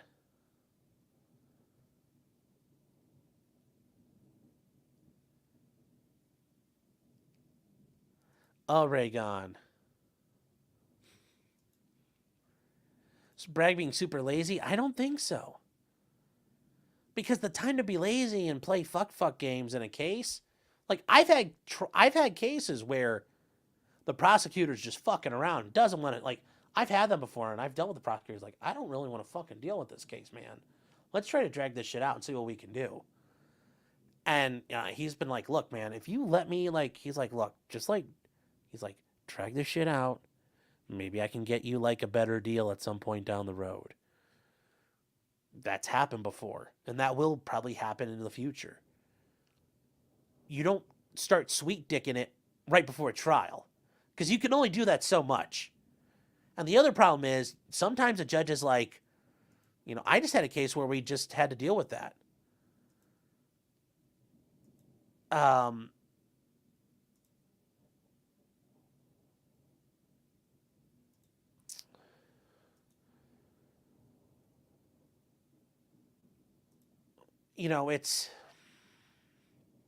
It's dangerous. Because if you try to do this right before a trial, like I just had a hearing, actually, hold on. Today's Thursday. Yesterday morning. We were set for trial tomorrow. And I had filed a motion to continue already like a week and a half before because some things had come up. Information had come up. And one of the bigger ones is the victim is gone. but I'm trying to get my client out and trying to prepare some things. And the state's like, yeah, we're not ready. And we, like, the judge could have been like, I don't fucking care. We're going to fucking trial. Well, we've been ready for trial. Yeah, we would have been. I would have been able to do it. I think we would have probably gotten a win. I still think we're going to win. But I having more time would make me be able to do even more for the case, given the information I just received and discovered. Generally, courts will give you a little bit of time to fix that. And she gave us a month. She continued at 30 days, which was cool.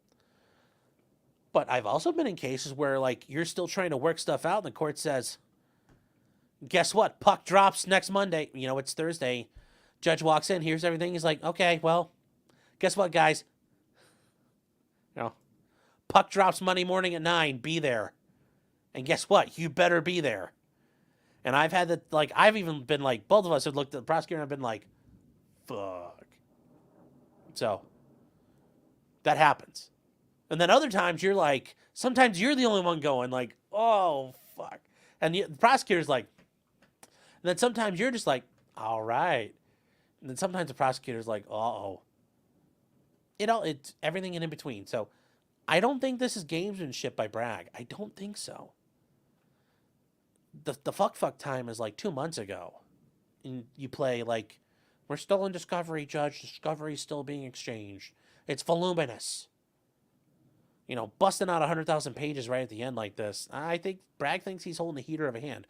I think it's going to fail, and I think he's an idiot. But Bragg certainly isn't Bragg is very proud of where he's at right now. So, oh, we got some super chats, too, while we're here. We'll take care of those. Pseudo-Snark for $10 says, good to see you. Saying, just tuned in on Ketchup. Was there any way the Crumbleys didn't get convicted? No. They were going to get convicted no matter what. I'm not saying they deserve to be convicted, but there's no way they were going to get a fair trial. They were getting convicted no matter what happened. You know and I know it. Chat, we all know what was going to happen there. You know, that jury, even if they wanted to, you know they're all thinking, I don't want to be the one who's seen as let these people go. Because then you got to live in your community, and they're going to be like, you let the bad men get away with this. This is your fault. They don't want to be seen as that. The judge wasn't going to overturn it because she was going to be seen as one to let bad men get away with it. And those judges in the Court of Appeals, they aren't going to overturn it because they don't want to be seen as the bad men. You let the bad men get away with this. Those poor little churdlin. You know, they didn't learn how to dip, dodge, duck, dive, and dodge. You know, they didn't learn how to dodge. They should have bobbed instead of weaved. But you know what? It's Ethan Crumbley's parents who are in trouble. And those people want to get elected again. So nothing's going to happen. They're going to sit in prison forever. Till their sentences are over. So yeah, I think it was going to happen. Crazy verdicts in my opinion. I think so too, but like I said, when they start hauling in moms from the hood, you know, because Junior was involved in a gang. Junior's out all night. Junior's got guns in his house, and Junior killed some people in a gang shooting, or when they do a drive-by and smoke some innocent person. Oh yeah, I'm sure people are going to scream bloody murder, but this is what you wanted. So, thank you for the super chat, by the way. Isaac Brooks Wholesome Gabagool Art for $2 says, it's Oregon, not Oregon. I beg to differ. But thank you. KJ for $5.56.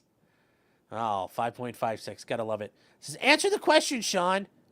If all travels to Ohio and fires warning shots at each other, can you represent us? So, yes, guys, and I'm gonna try to cover this tomorrow afternoon in a live. The Ohio Supreme Court released a very interesting opinion stating that apparently warning shots, for this one guy at least, were illegal use of deadly force. Normally, you're not supposed to, and I think based upon the reading, and I covered this on Monday for locals, it's a very base take, and based upon the reading of Ohio law, it makes sense, but I wouldn't. They figured now I have a thing to hang my hat on going forward, which probably I've got a case or two this may help me with going forward. So it's good. We're gonna go through it, but I would recommend saying especially if you live in Ohio, don't hang your hat on this. It was a split decision. Ohio has 7 justices on its Supreme Court, and it was 4-3. The 3 Democrats, 1 Republican voted yay. 3 Republicans voted nay. And the one Republican who voted to support the judgment, he voted to support the ruling, but he only supported that. He didn't support the reasoning. So really it was a 3-3 tie. And that is a scary thing. That means it's really not, it's legally binding for now. But they could come back and overturn that. And I'd be very careful about it. So yeah, I know Bronca and some other people may have talked about it, but given Ohio law and also just my knowledge of the Supreme Court here, I would not trust those fucking people as far as you can throw them. You can easily come back in a year or two and say, yeah, we overrule that. They aren't afraid to do that. And they aren't afraid to overrule. They aren't afraid to overrule themselves. You know. They think stare decisis means you stare at something long enough. Just focus. Oh, Mr. Otterpocket says back of the bus. RBMKA56 says, what good is the bar? Yeah. Yes, my bar needs stocked. Yes. J-Rock says, Job well done is asking the smart questions. Where is,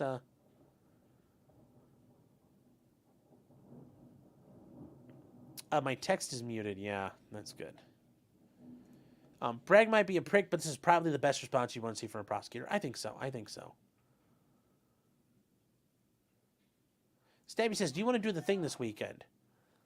You know what? Yeah, well, I still don't have the parts I need, so no, I can't do it this weekend. Fudbusters needs to send me the parts I need. We're working on putting together a gun building stream on Rumble. It should be a lot of fun. Because we can't do it here, but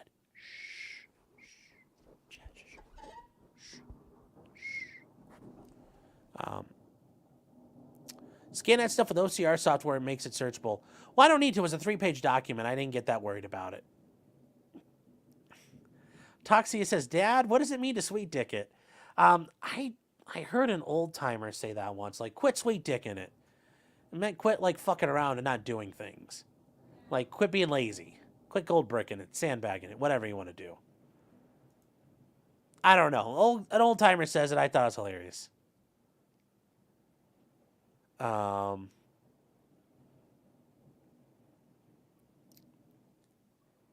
So Alpha says it won't be limited to firearms, I'm guessing. Yeah, I mean, if it's... Well, but that's the only, like... You're not firing other weapons at people here in Ohio, so... If you pull out a knife... Well, you're gonna, like... A warning stab? Like... I got my knife right here. It's like, hold on, I'm gonna give you a warning slash. Or a warning stab. Get back! Get back! On God! On God! Like, how's that gonna work? Like, am I gonna cut like a Myers square?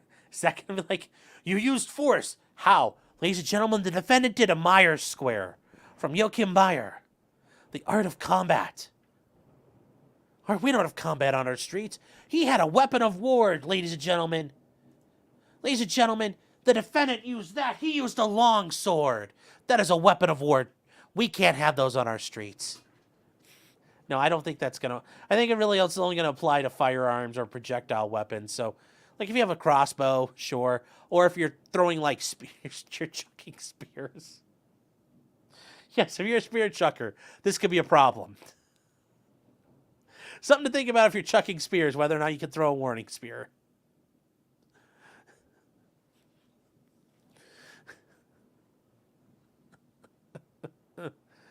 Oh... So, that's racist. Just a little bit.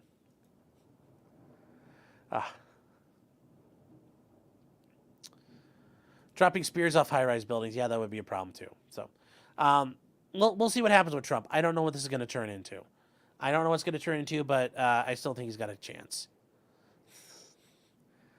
Walter Malone says, so in Ohio, if Worski screamed, aim, aim, aim, is that decent legal advice? Yes, aiming is always a good idea. Make sure your shots are balanced and well placed.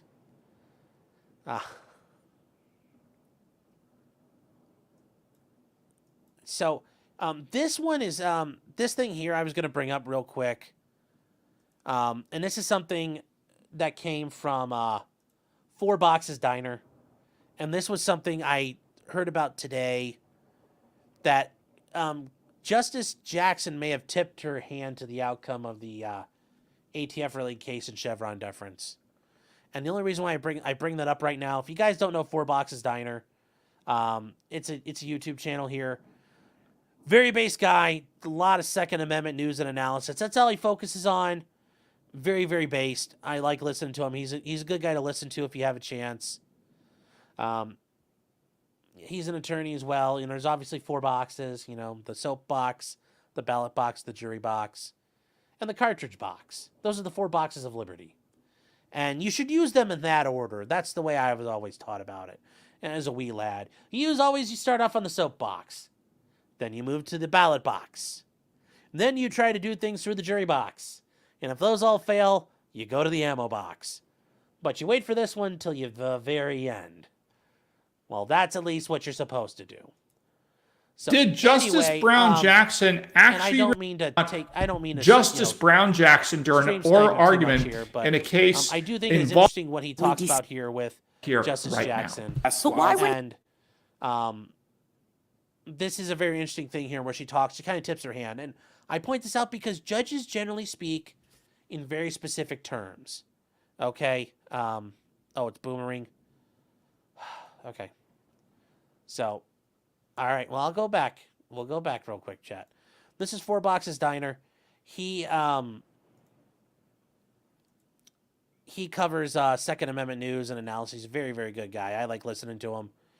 He's good to listen to if you got a couple minutes here and there.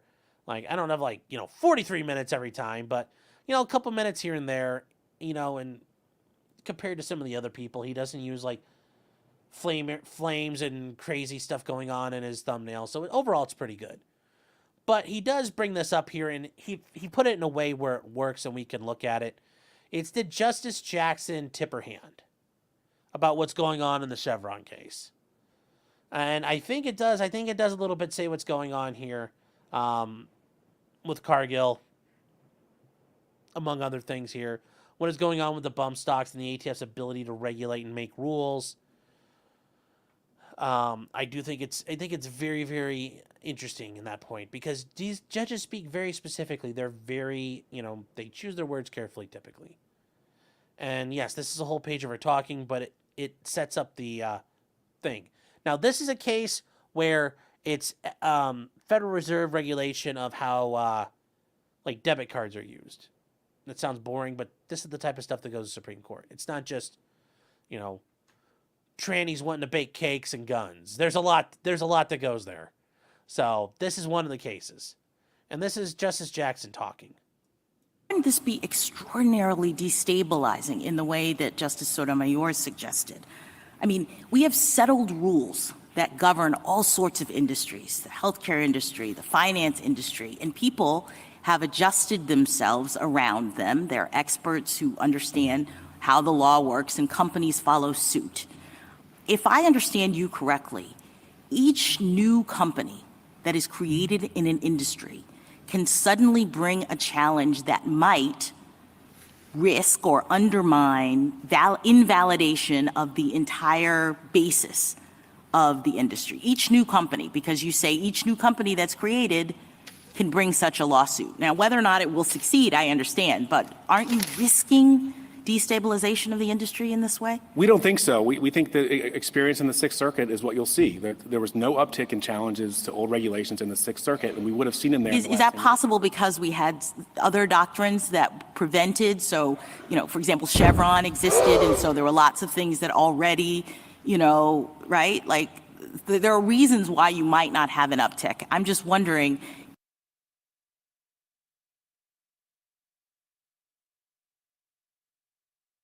So guys, sorry here. This is the thing here. Chevron existed. Chevron existed. I boomed. Yeah, sorry guys. I thought I was unmuted. Mute her mic. Well, I did. I stopped it.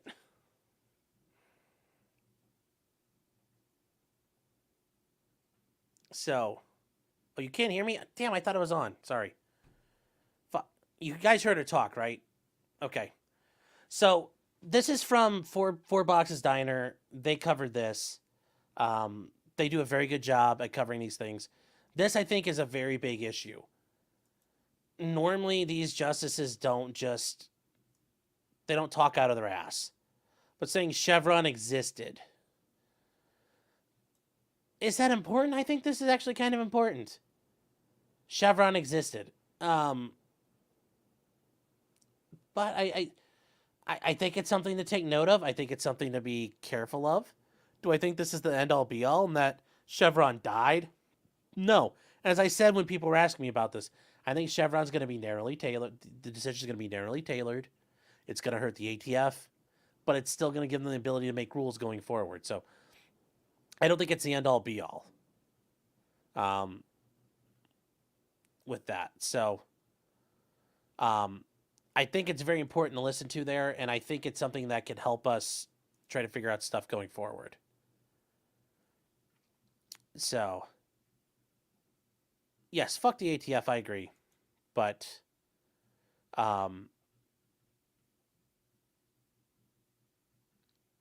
almost got the new emoji out. There's faster on the draw, sorry. Yeah, this is reading fucking tea leaves. I get it. But Chevron isn't around anymore. We don't know. We don't know. Yes, there's vocal fry, yeah. So,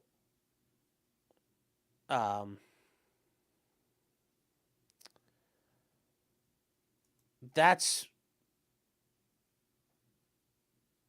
I think something's going to happen. But I think we need to be careful. Just like the whole Alvin Bragg thing. Sometimes it's just people misspeak.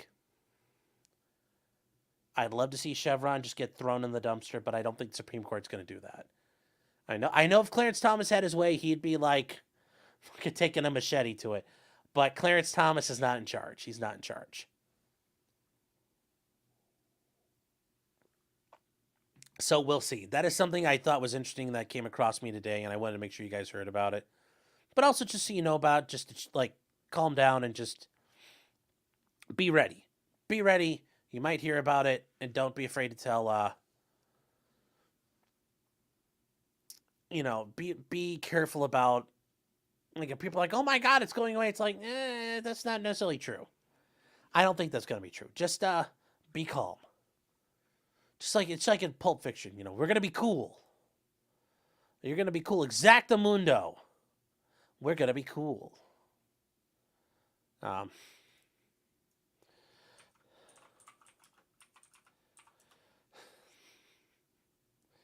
So,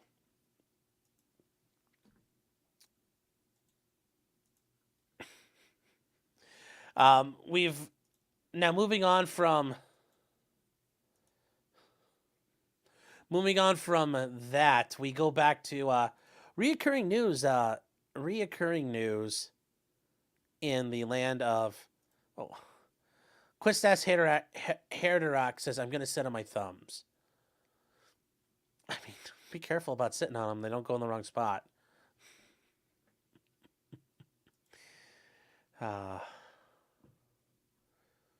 Haiti time? Not yet. It's not Haiti time yet. We're almost there. Andrew Tate. There's some updates for him. If you guys remember, the top G. The toppest of G's. The Hustlers University. The player's player. The pimp's pimp. The manliest of men. The alphas of alphas. The chadliest of chads.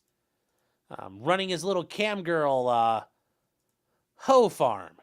Well, facing multiple charges in Romania. Well, Andrew Tate was arrested and is going to be extradited back to the United Kingdom for multiple charges. And I'm sure he had this look on his face. What? And this should actually, I forgot this was on here, and I didn't know this. This wasn't able to play before. I thought it was just a picture. Let's listen to Andrew Tate freak out a little bit. Bedfordshire police are looking into very serious allegations, but you must accept that they're very serious. If you interrupt me again, sir, please. So, what happens is, when you get to a certain level of fame, they go through your entire... Sir, what are you gonna do? What are you gonna do about that, Andrew? You're not gonna fucking do a thing about it. You don't have to be again, sir. If I was that guy, I would have interrupted again. What are you gonna do about it? Entire life forensically and try and destroy you. And what have they found on us? Some old YouTube videos that we published ourselves. I called my ex-girlfriend's a slave once on a WhatsApp chat. That's it. In 2012, there's no perversion, nothing. Even if this is all true, guys, even if this is all true, shut the fuck up. I mean, come on, bro. Even if this is all true, shut up. Yes, the Bang of Bros. The sex trafficker of sex traffickers.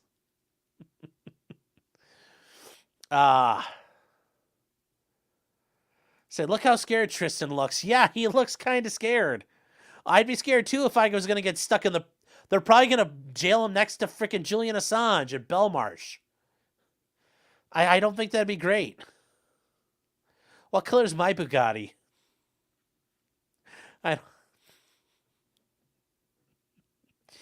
I don't know. How big is the tranny dick that he'll suck? Because, remember, this is the guy who said he would date a hot tranny versus an ugly fat chick. Remember that. He said that before. So, Top G was looking quite apish in that pause. Yeah, well, that's the other thing there. He literally admitted to tax evasion, working with the mafia, and sex trafficking on Dick's show. And that's the thing. He's given out a lot of interviews lately, and yeah, he doesn't help himself. So, yes, test the exchange with the BBC. I'm sure that's not the only time you could use that exchange to describe instances of Andrew Tate's life, having testy exchanges with the BBC. Tax evasion is very based, yes, but you don't blab about it. You don't tell the world you're doing tax evasion. That's part of the chatteliness of it. You just do it. But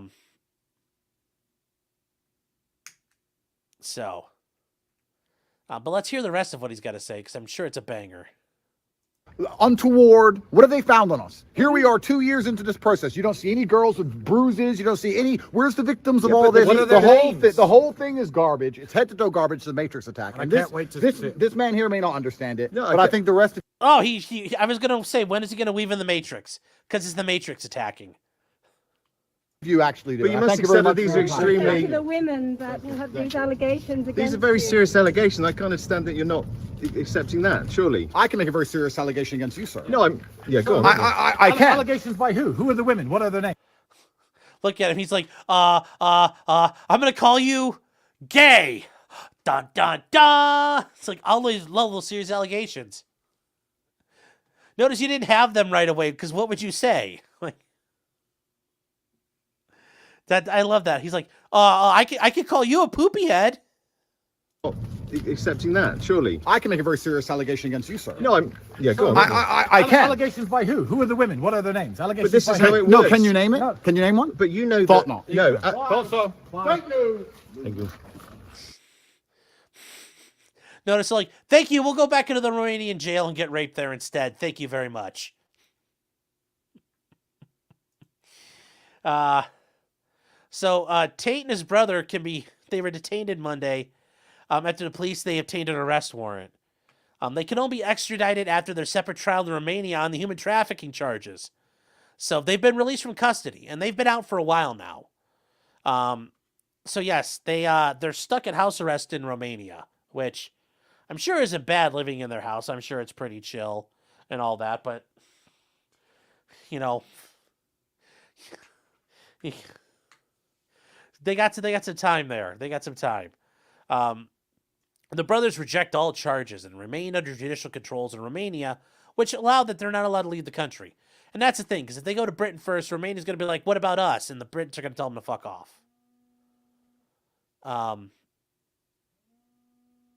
Hold on 1 second, guys.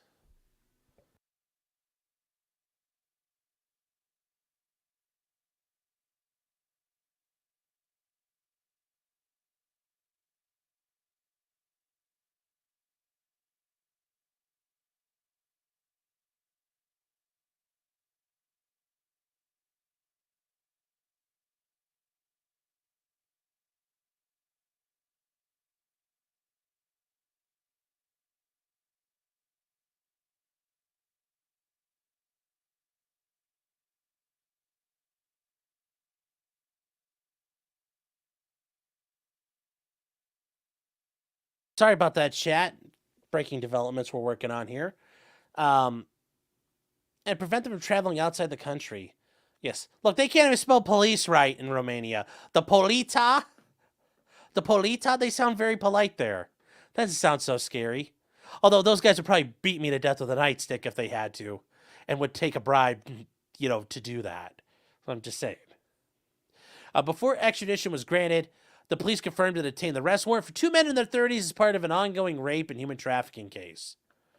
According to the brothers, legal representative, the allegations go back to 2012 and 2015.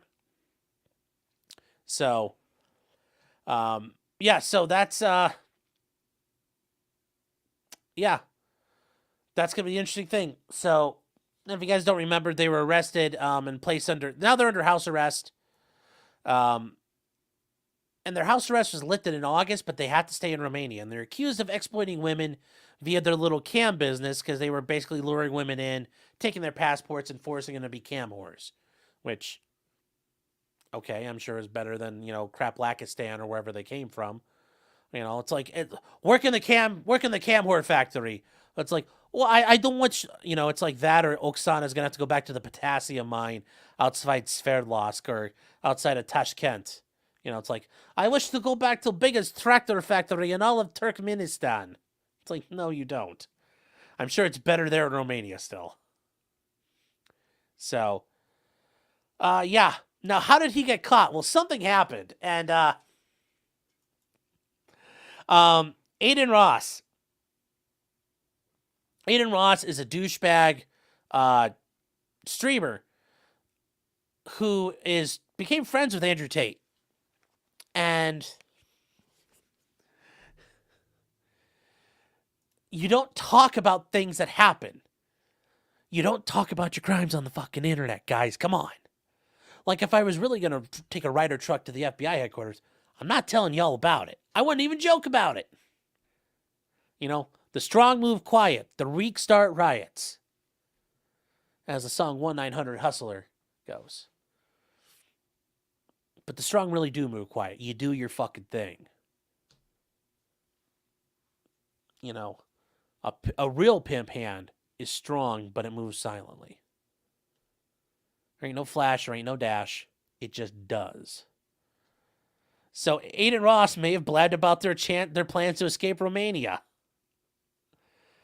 So, don't snitch. But according to a recent... during a live stream last week, he apparently blabbed about the escape. So the Tate brothers did that. They were rearrested by the Romanian police on a tip they received about the plan to escape. While it's unclear who delivered the tip, that one of the law firms which represents the women accusing the Tates of rape learned about the plans via a kick stream by Aiden Ross. And as they discovered the stream, he read a DM from Andrew to his viewers. And it said, Andrew had hit me up and saying, hey, I'm going to be leaving Romania soon. I'm probably never coming back. If you want to come over and do a week long of streams of content before I leave, I think it'll be big. And it's never, I'm sorry, he said, it's basically now or never. What the fuck? What the fuck? Oh my God. It's like the Ukrainians making a trailer for the summer offensive. Kind of. Holy fucking shit, though. How fucking, like, coon-brained alpha dog are you to do that? Like, Jesus Christ. You know, why would you do this? Why would you do this? Why would you do this? I hate that I have to use Kotaku. It's cancer. And I feel like the cancer's starting to get into my, like, bone marrow, but we're here for it.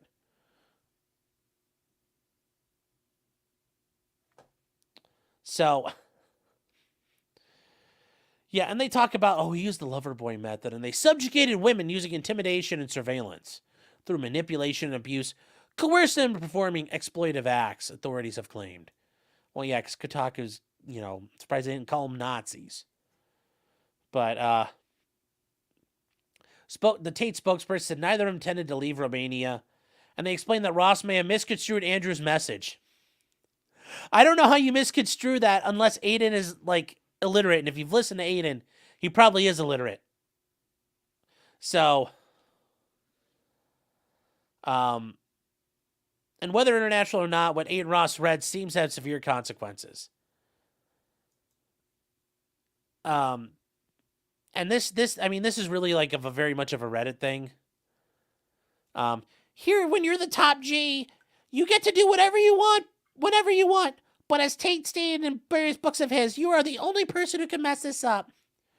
Well, guess what, Tate? You messed this up. Hope the trial goes well. Ha ha ha ha ha ha.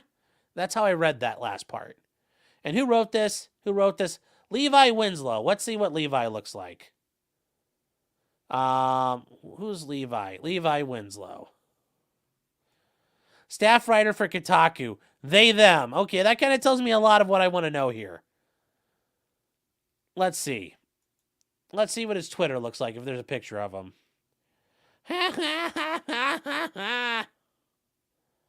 Yeah. Okay, yeah, pretty much kind of what I thought. Oh, yeah, there you go, chat. There you go. Although it is interesting that Aiden Ross blew that all up. Just shut the fuck up.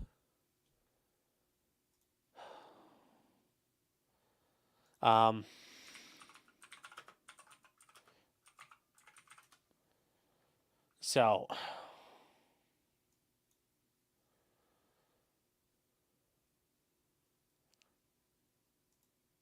where is the thing? Damn it, I just had it up. We need to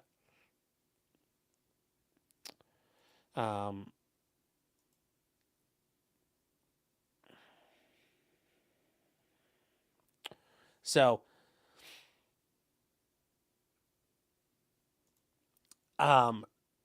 coming out, and this is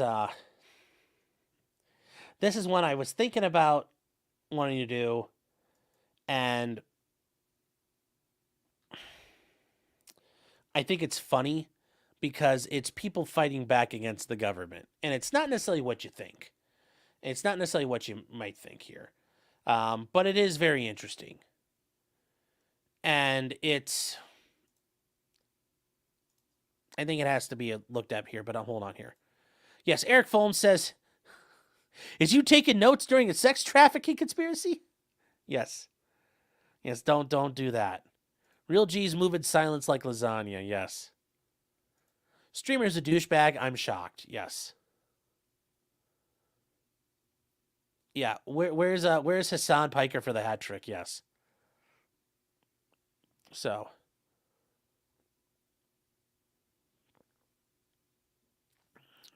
is Aiden Ross the guy that smelled Tate's seat? Yeah, I think he did.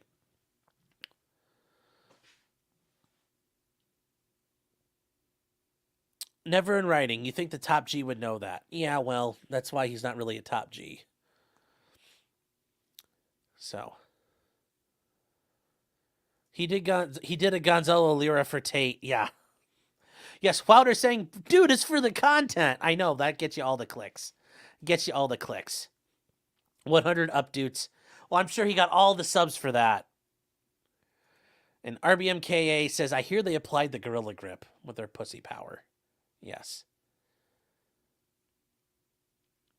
So, yes, Aiden's a mega douche. You can call him a mega chode. And Kotaku is the next to go out of business. From your lips to God's ears. Jarek says, buy a hat for your hat. Yes. Support Mr. Medicare and buy a hat for your hat if you don't have a hat yet. Buy a hat and then buy another hat. There's no such thing as bad publicity, Sean, unless you end up in fucking prison, in a Romanian prison over it. Like, yeah, sometimes it can be bad. Sometimes it can be bad. Oh. And then, guys, this is the last one before we get to the story you guys have all been waiting for in Haiti. But this is actually a very good one. This was a very good one here. Pornhub has banned the state of Texas. So Texas said, age verification.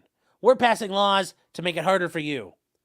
And Pornhub flipped around and threw a reverse card down and said, no, you. Pornhub pulled out its Vince McMahon and went, Pornhub, the Vince McMahon voices come in chat and went, no, you're fired. And they fired the state of Texas and all the viewers in Texas, which a lot of people probably trying to fap right now. You know, they're giving that up. So Pornhub blocks access to Texas in a mid-legal battle. That happened today. This was the nuclear option. It's one of the world's largest pornography websites. I'm pretty sure it's probably the biggest. Is no longer accessible to users in Texas. So the news comes after a federal appeals court last week upheld the requirement for pornography sites in Texas to use age verification to prevent minors from accessing the website.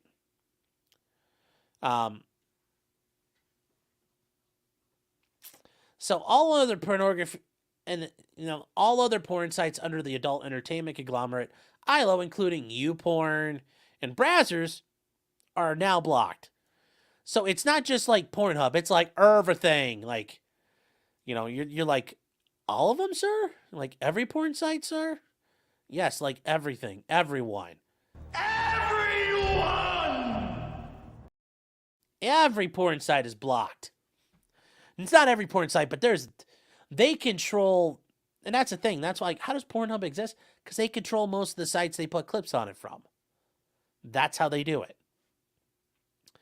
So when Access in Texas, their homepage features a letter rebuking the state's mandate on age verification and blaming elected officials.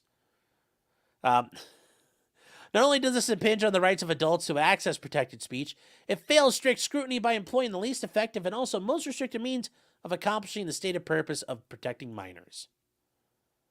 The company said the only solution is to verify users' age on their devices and therefore deny or permit age to access restricted websites based upon that. So why are they pointing it out? Well, because that's the only way you can really do this. So they're challenging it. It will be interesting to see how this goes forward. They point out that Texas law is ineffective, haphazard, and dangerous. And it won't actually protect children, but it will reduce content creators' ability to post and distribute their porn. And they said they supported age verification for years, but through a different method. And, they might appeal this, although if the Fifth Circuit said no, I guess they're going to join the hopper with Kiwi Farms, trying to get cert, which will be funny. You've got like Pornhub and the farms like competing for cert. And given that they only hear a couple hundred cases a year, like, it's Highlander time. Let's go, Josh. Come on. Come on, farms. Like, there can only be one. I want you guys to win the slot. Don't let Pornhub, don't let those Canadian Jews squeeze us out. Make sure we get it. I want to go to the Supreme Court and report on the farms, not on Pornhub. Please don't mess this up. So that's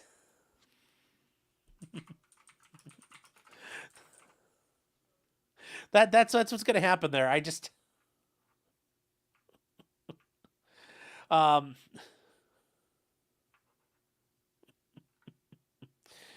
yeah, it's Yeah, it's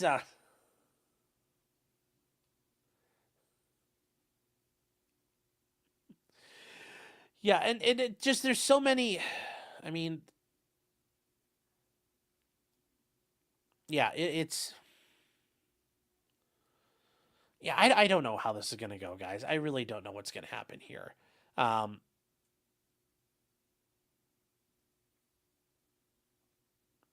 You know, I mean, and ultimately the issue is, with Texas and some of these other states, they want you to prove it by introducing an ID card. Like you have to, for example, a lot of places, if you're trying to buy ammunition, they want you to scan a copy of your ID and send it in. So they want to make sure they're complying with whatever laws and things like that going on. So basically what they want you to do is force you to provide your information like that. Well, guess what? That means those are records. And I don't blame the companies for doing this. That's a record. They now have got records. And when you've logged in and you provide your record, guess what can happen at some point? Hey, the state of Texas, here's a subpoena. We want your records. We need them. We need them for something. We need to make sure you're in compliance. Okay, well, then they're going to look for them. Guess what? Now they have your information. You went there. Now, there's other ways they can track your information, sure. But this is a chilling effect on speech. There's other ways they can protect children. And doing this is not an effective means of doing it. Yes, a porn license. Yes, surely this will never be used for blackmail. Very true. Scott X is saying the verification racket's just a shortcut to force a North American digital ID for us. Yeah. Yes. That's exactly what's going to happen. So. Pornhub of the farms like peanut butter and jelly. Yes, yes. And Wilder Van Putten saying the Texans will be VPN masking. Oh, I'm sure. I'm sure NordVPN and Aura and all these other VPN groups which some of these aren't exactly the best on their own security, but they won't comply because they're not in the U.S. with Texas. There's going to stay in Texas like, fuck, it's all this VPN shit going on. We got people from Singapore watching here. Yeah, it'll be very, very interesting. Yes. The Farms is up. Porn Schlub is down. Yes. Kiwi Farms, buy, buy, buy. Pornhub, sell, sell, sell. Stabby for $2. Thank you, Stabby. Says Texans. Well, the government's saying, you're not going to come. Texas saying, don't come by law. And you're like, okay, I'm not coming. Getting edged by the government. That's got to suck. Stabby says, Medicare.myshopify.com. Buy a hat for your hat. Yes, buy a hat. Help Mr. Medicare out. He's fighting the cancer AIDS. On behalf of all of us, chat, the mayor of the internet's struggling, but let's help him out. Let him retain his seat at the golden throne of the IBS table of the internet blood sports. He needs a return. Aaron saying, well, if I can't sell pornography to kids, I'm not going to sell it at all. Well, that's not the issue here. The issue is I'm not forcing people to join a database the government can peruse through. There's other ways the government can handle this to protect children, and it doesn't require imposing those rules on the pornography providers. And I think that's fair. There's other ways to do it. Yeah, there's Texas needs ExpressVPN. Promo code Baldo. Yeah, if only you're out there listening to this, you could sponsor me. You could sponsor me, but you can't. My DMs are open. NordVPN, all you guys. You want me to sell extreme titles for bullshit land in Scotland? Why not? Let's do it all.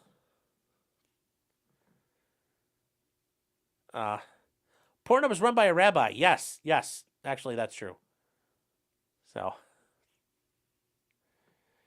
Stabby says, I have to look to the nostalgia cume and use their mom's Sears catalog. Takes me back. Takes me back. Dr. Mimo says it's not a good look to stand 10 toes down and letting minors view porn. It's, yes, in that sense, but the idea is the government has better means it can do things than enforcing on private industry and infringing on private industry like that. Because remember, it's just like the Patriot Act. It wasn't about fighting terrorism, it was about getting surveillance. Just like I talked about at the beginning of the year, the LLC rules are going into effect. I did a video on that. The federal LLC registration shit. That's not about making sure drug traffickers and bad guys are getting stuff. It's about control. It's about gaining information, increasing the surveillance state, so they know everything. Everything is within the state, and everything is the state. Nothing out of it, nothing outside of it. It's all encompassing. That's what they want, and this is just another part of it. Nobody in government has your best interest at heart, really. But I also understand I understand looking at it from that way, but in reality, the government wants their thing. And I'm more worried about the government than I am worried about private industry. So. Stabby says, save up all your cum for Ted Cruz. Yes. Save it up for the Zodiac Killer. He'll spray it around the crime scenes. Ag says, they have your info and porno history. Sure they do, but you're giving them even more information. The government doesn't need any more information. So. Also, this is currently law in Louisiana. Yeah, but Texas is the one that they were fighting. So, because if they won in Texas, they would have won in Louisiana. Because that's part of the Fifth Circuit as well. Stabby says, you got a license. You have a license to wank, mate. Yes. You have a license to wank, but then you need a license to coom as well. Probably.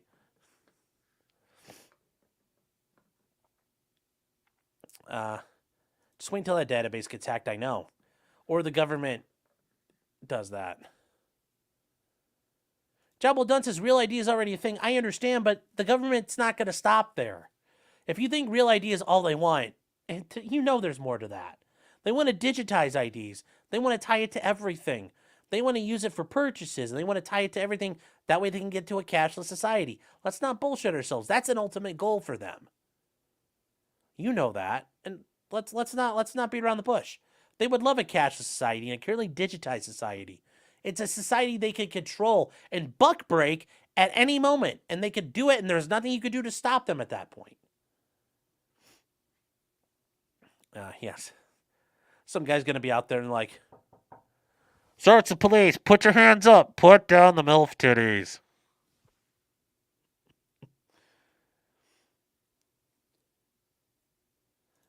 Wilder's saying in Singapore, porn is illegal altogether, though. Yes, that's fine. They can make it illegal there. It's like Singapore trafficking, drug trafficking can get you killed. Oh, that's their country, their rules. So. Hatton Thug says, King, it sounds like you've never been edged by a judge in a courtroom before. No comment. No comment. No comment. So I'm going to leave that one alone. So, how are you guys working over in Rumble here?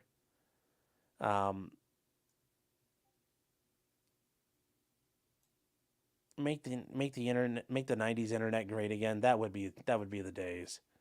That would be the days. Yes, banning stuff is dumb. VPNs do exist. And I'm sure that they'll figure out, life finds a way. Just like water. Water is a destructive force. It always finds a way. And the urge of teenagers to coom will always find a way. They'll find a way. Anybody willing to coom will find a way.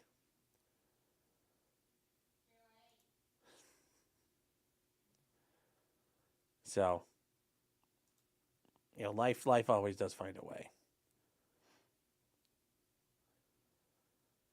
Yes, no longer the porn star state. Yes.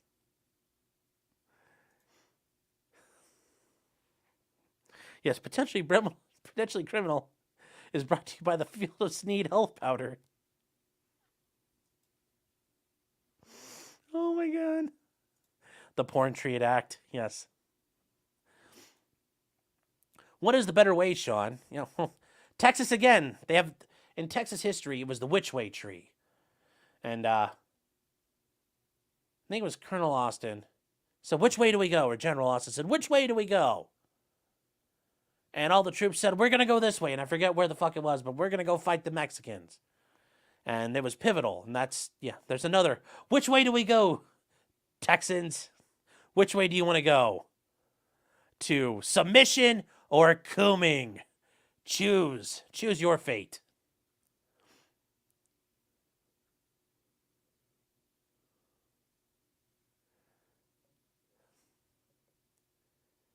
When you control porn, you control information. Yes. Aaron is saying, I have 2 questions. What better way is there? Well, as Pornhub said, like, it should be done on devices. You don't need to be giving your fucking information out. Like, you shouldn't be like, I'm okay with giving my information out. Your thing should be able to verify who the fuck you are. Like, do it on your phone. That way, it's your verification. It's your information. You're protecting it. Number one, because they don't want to, then they got to store all that information. That's a lot of info they have to store. Then there's compliance. Fuck all that. That costs money. But there's also a First Amendment issue here. You know, people having to disclose their identities to go view material. Like, it's one thing if you held up an ID and like, okay, that's still an infringement though, like you said for alcohol. Why should I have to show me ID to buy beer? Well, I don't know if you're under 21. Why? Why do we need to have laws on that? Why do we need to have a carding law? See, that's where you should be asking, why are we doing any of this in the first place?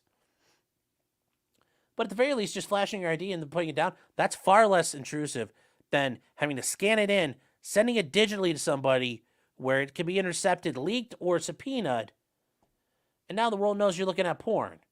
And it's one thing the NSA already knows what you're looking at, but now the state of Texas knows you like watching, like, you know, stepsister gets double penetrated by 3 Big Brother horses. You know, starring Vosh and Keffels. Like, that shouldn't be out there like that. So, and we can talk about whether porn is destructive and all those things, fine. But this is not something that should be legal. This is very unconstitutional. Jonathan says, how else can you force social credit? Exactly. Well, you know, how else can the government control you if they don't control everything? And why do they start with Pornhub and porn? Because look at all you guys. You're like, you know what? Fuck Pornhub. Fuck all these porn people. I don't fucking care.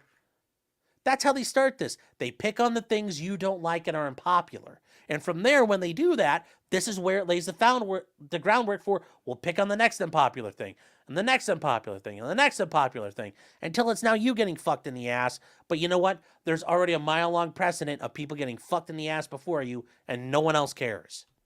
And then you get fucked in the ass. The government's not going to stop. The government is like rust. It never fucking sleeps. It's always destroying and gnawing away at the fibers of American democracy and at the Constitution, our foundational principles, the principles of Western civilization, are being always rotted away by government, and we have to be vigilant about it. It's just this corrosive shit that runs and pervades us every fucking day throughout our lives. It's just always there, simmering, and when it gets a chance to start nibbling away at shit, it does. It's like an acid. You have to stay on your toes.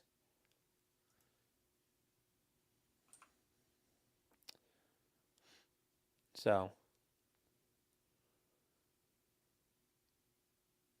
think about those poor kids every time you click on Pornhub. And Wilder saying your proposed VPN via Singapore is not the best idea. I thought about that in hindsight. It's like, use your VPN through Saudi Arabia instead. That'd be even funnier. Don't do that. That's actually a very bad idea. On my space lasers comment, I didn't know I did space lasers, but okay.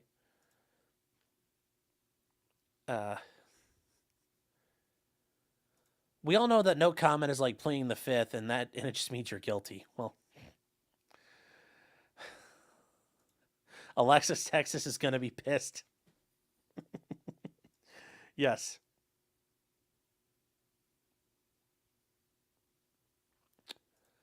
So by saying that, didn't you just prove the Crumbley's verdict? Which part? I don't know. Not sure.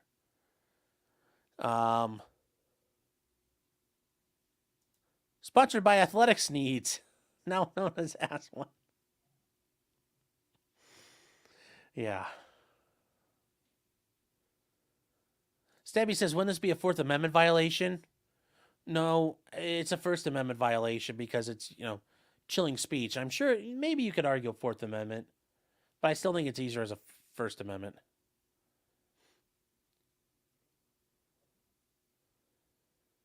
So, Keffels with a whoopee cushion, maybe.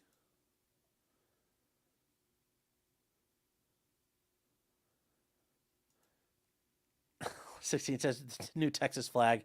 It's gonna have a sock on a flag and it says "Coom and take it." Yeah. We're stuck in the dryer porn. Yeah. Yes. Porn should never be protected in the first place. I get that argument, Michelle, but remember, they're gonna they aren't gonna stop with porn. It's never stopping with porn.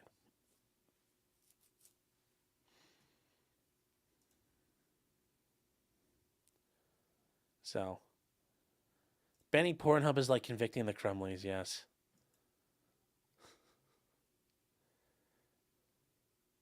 The road of protecting children leads to gun control. I didn't want to go to that road, but yes, true. It's very true.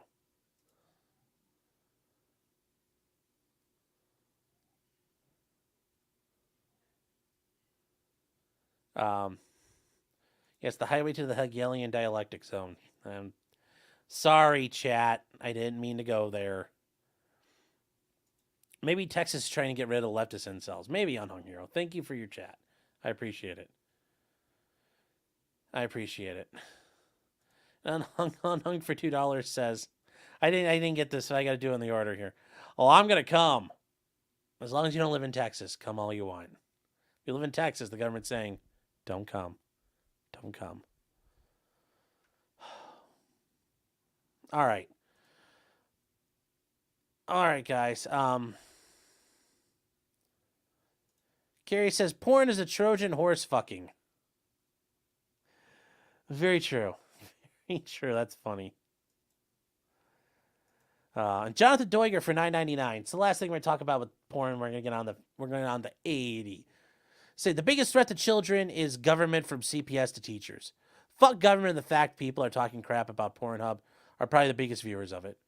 No, I don't think that's true necessarily. I think a lot of people don't like porn and have no need for it or feel there's no use for it. But yes, this is, more government. Do we really want more government, chat? And if this really is going to be minimally intrusive, then take a lot of government out, and then I'll let you put this one on. You got to take a lot off the top before I'll let you put on like one more thing. I don't let you put one more stack on the stack of shit until you reduce the stack. So, President Left Phil Swift says, this law is a distraction. The government is trying to illegally search and seize our seed. Do not come. I repeat, do not come. Yes, don't let them have your precious bodily fluids. That's the don't say coom law. Yes, the edge law. Don't come. The don't come law. Aaron says, it seems like device-based verification would only work if you never let your kids borrow your iPad. The reason you have to show ID to buy alcohol is if you don't, then the age restriction is a lie. Well, yes, but should we really have age restrictions for alcohol? I mean, because eventually, guess what they're going to do? They're going to start swiping your IDs, just like they swipe your IDs when you buy Sudafed. I mean, are you going to be okay with that? Like the government knows how much alcohol you buy? Because say you buy in cash, they won't know until they swipe your ID. I mean, that's where this is going to lead to eventually. They're going to know how much you buy. They're going to know how much cigarettes you buy. They're going to know everything. I don't want them to know everything. That's all I'm trying to say there. So, that's all I'm trying to say, Aaron. I understand your point, but I don't trust the government. We know where this is going. Isn't stepmom porn the real Trojan horse? Yes. Yes, that's the real threat to America. Yes. Govern me harder, Daddy. Yes. Govern me harder, Daddy. So, yes, you Max in jail. Oh, guys, we're going to be nice to each other. We're allowed to have our different views here. As long as it's not communism, then we're okay. So the last thing, guys, the crowning achievement for tonight is Haiti. Haiti. The land of the Duvaliers and Miss Cleo. Well, surprise, Haiti's government, once again, guess what they've done? It's collapsed. No way.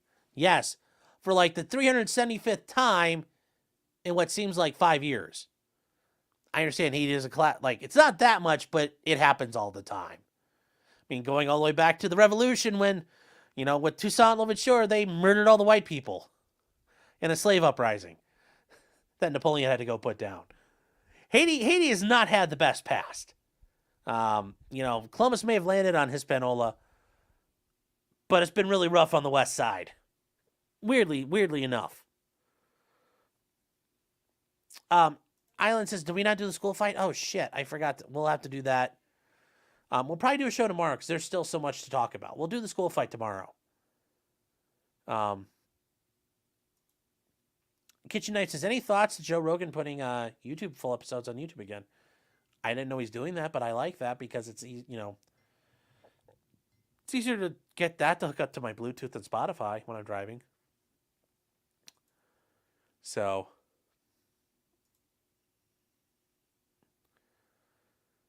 yeah. So, what has happened? Well, the government has fallen. And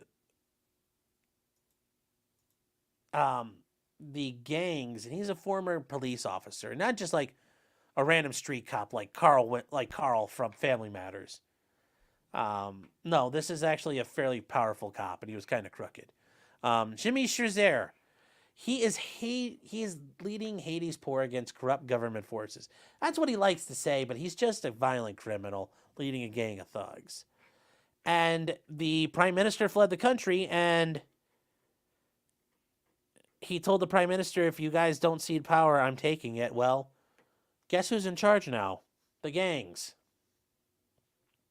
So this is our boy, the G9 gang. And he goes by his nickname, Barbecue. And it's not because he makes a set of good beef ribs. He's a fan of the pork ribs, chat. Along with many of the other gangs in Haiti right now, they eat pork. Specifically long pork. For those of you not familiar with survival novels and survival literature, that means people. They're eating motherfuckers over in Haiti. I am not fucking joking. They are showing Chandler Halderson how to do it. Imagine a bunch of drugged out, heavily armed Chandler Haldersons running around. Like, imagine Chandler Halderson running around with a fucking Galil and a couple of dudes running around with M16s, and they're just fucking mowing down on your ass. Imagine that. Imagine that. They ran out of chicken. Oh, Vice City predicted this. But yes, they've had a...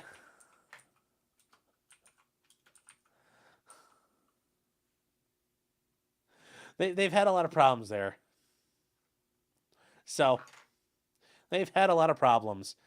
And, yes, Haiti's had problems throughout the years. You know, they had the Duvaliers. You had Papa Doc Duvalier and Baby Doc Duvalier. If you guys ever read about them, and then Aristide, Haiti has actually had a very interesting past, especially going back through, like, the late 80s. And I really encourage you guys to read up on it. I mean, it's a lot of sorrow there, but it's very interesting intrigue that's running around and going on. And with a very, very, very interesting callback, the Tauntaun Macoute.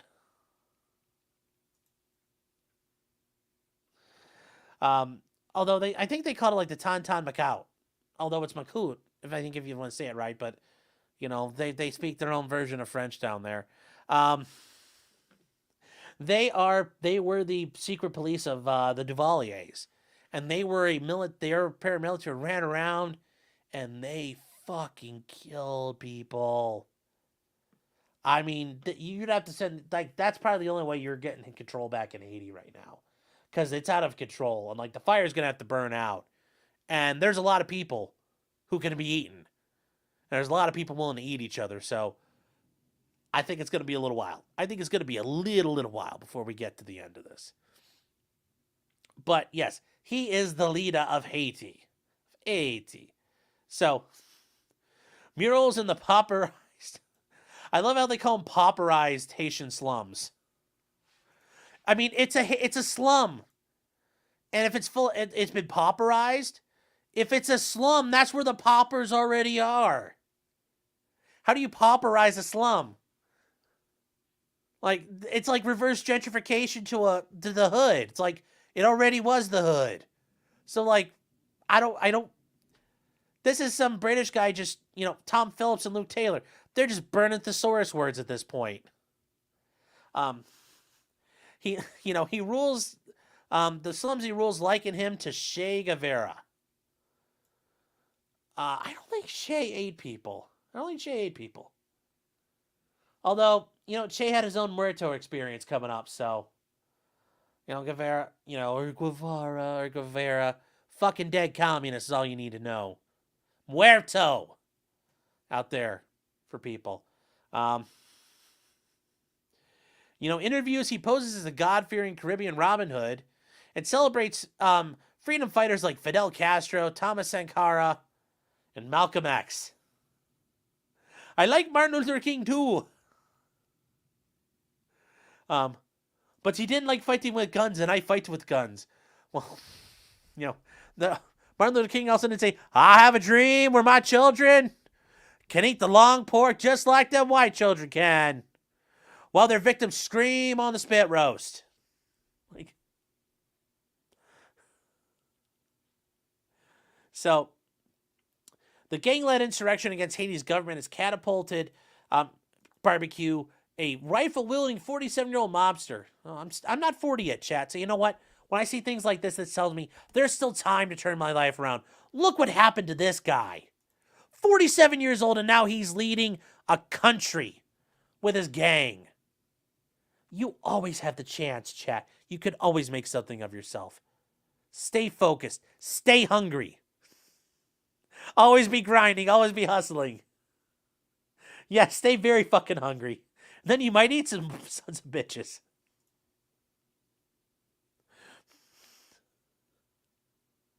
That's great. Someone call Eric Prince. You know what's going to have to happen if Eric Prince shows up?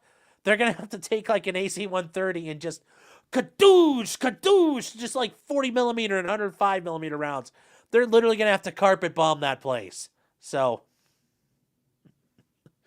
yeah, so Haiti's Bane, kind of.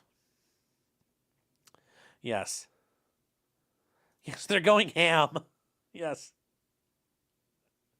Yeah, check out that dude in the mask. I know. This dude will fucking kill you and eat you.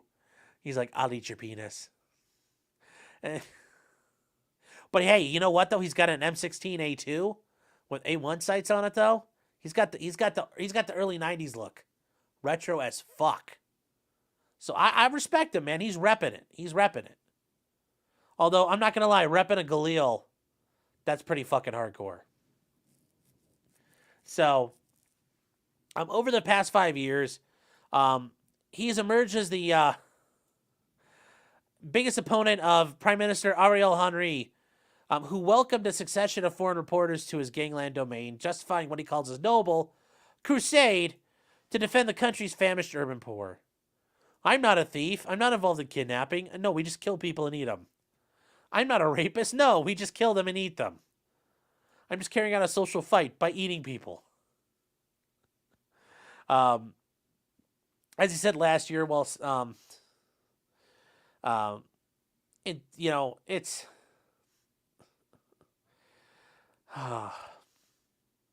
so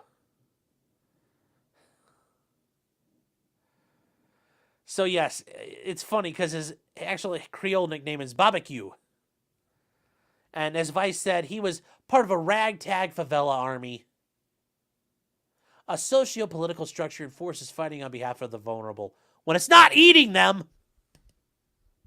So in the 70s, he grew up during the corrupt reign of Baby Doc Duvalier. So there was Papa Doc back in the 40s, 50s, and 60s. And then into the 70s, his son Baby Doc took over. Uh-oh, what?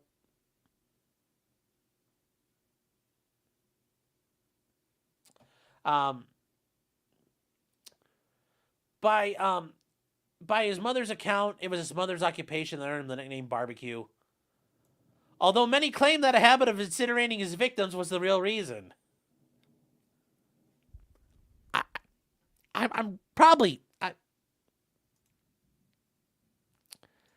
willing to guess it's this that got him the, I'm willing to guess this is how he got the nickname Barbecue.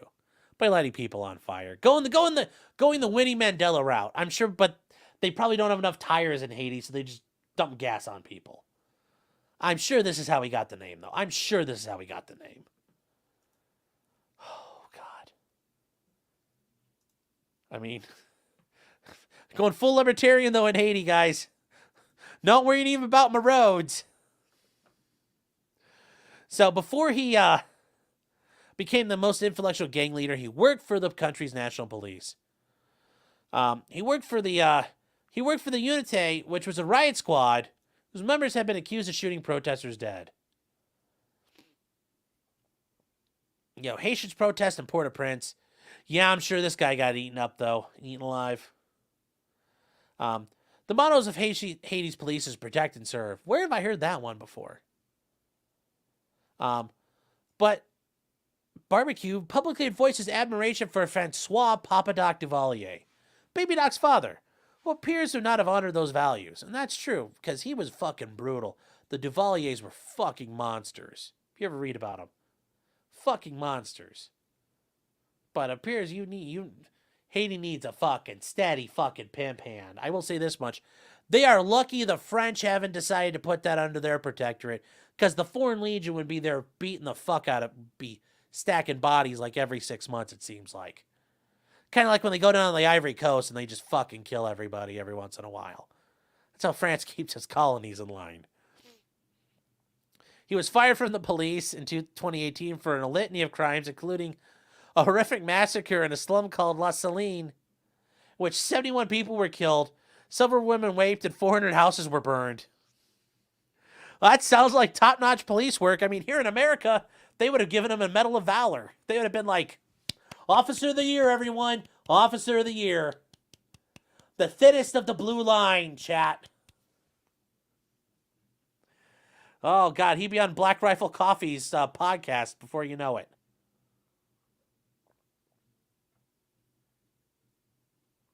So he leads a gang alliance called the G9 family and allies.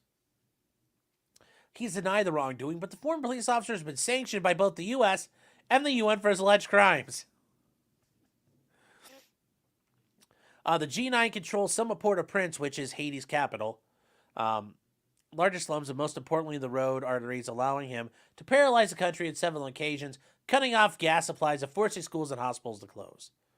Well, I'm sure those kids are like, this is based. He is a criminal businessman. A lot of businessmen are considered criminals, just saying.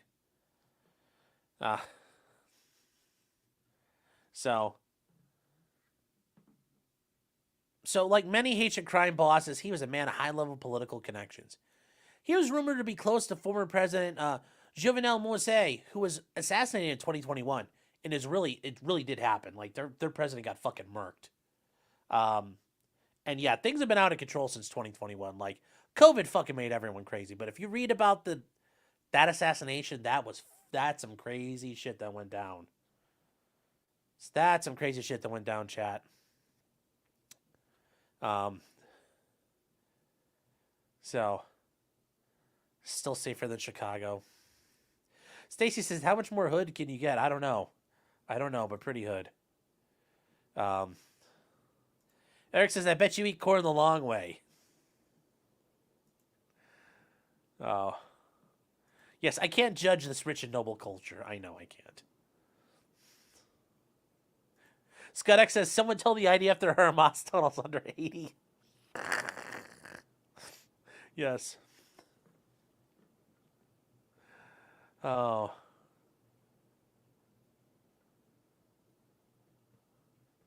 Island saying, we got to talk about the Hazelwood East fight. Ooh, it's already past midnight. Not tonight. I don't want to keep everybody on locals waiting. I will do it tomorrow night. I'm sorry. I try to, I don't want to keep going. I can't go for too long. I try to control it a little bit. I'm so sorry. We will do it tomorrow, I promise. Because it's sitting right here in my tabs, and I have not closed it out. That dude in the mask fucks. I know. That's a drip.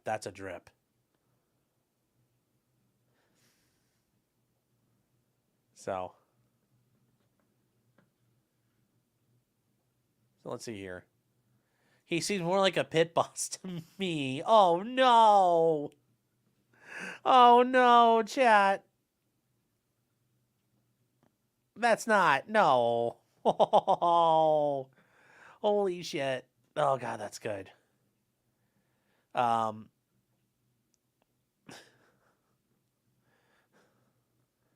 So, can Haitian Muslims eat police? I don't know. I don't know how that works. Oh,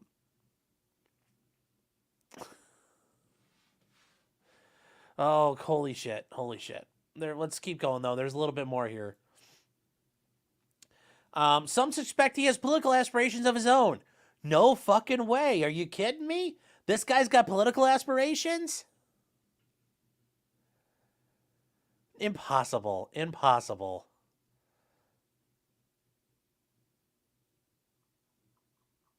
Oh my god, chat.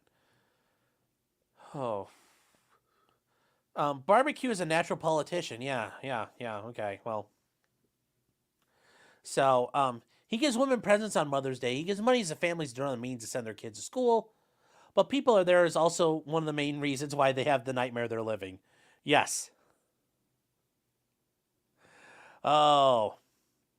Yes, but last week he sent his gang out on the streets and told the prime minister to surrender. They've burned dozens of businesses, police stations, forced the airport to close, and freed thousands of criminals from the jail, and are sieging the port. Yeah, so like some real Bane shit. So yeah. The prime minister of Haiti was in Africa on a trip, has said nothing, and has been able to return home. So yeah, he's kind of stuck. And unfortunately, Barbecue is now the most important man and powerful man in Haiti. Yeah, that's, oh boy. Oh boy, chat. Barbecue's a proto-Eric Adam, you mean Eric Prince? Yeah, the smoke detector chirping in the background while they're feasting. I don't think they have smoke detectors in Haiti.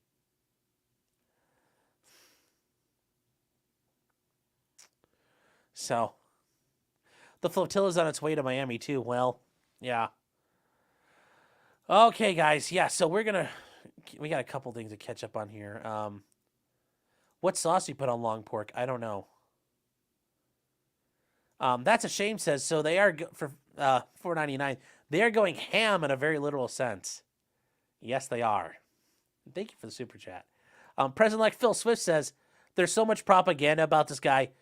Some videos of long porking are fake, but far leftists are supporting him regardless because I'm a revolutionary. Okay, I get that, but it's fucking Haiti in the middle of like governmental collapse. I'm sure there's fucking cannibalism. You go a week here in America and you're gonna have fucking cannibalism. I guarantee it. So let's not lie about it. I mean, yes, it's not as widespread as I think, but it's the Western Hemisphere and they're fucking eating people. That's not a good thing. That's supposed to happen on the other side of the Atlantic Ocean, Not here. Then Unhung Hero for $2 says, long live General Butt Naked. I know, that's who could fix this. The Liberians. Ha ha ha ha. General Butt Naked. Or send the RUF over. I'm sure they... That would be great. General Barbecue and the RUF brawling it out.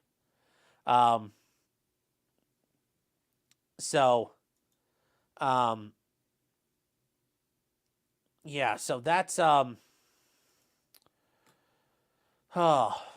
yeah. And guys, that is actually it for us tonight. We're all caught up on everything. But I do have one thing before you guys go. Somebody, one of the viewers, Nico, put together something, and I think it's pretty good. I think it's a nice way to end the show. But before we go, I do want to say thank you to everybody on Rumble, Kick, Twitter, Twitch, the Book of Faces, here on YouTube, and everybody on Locals.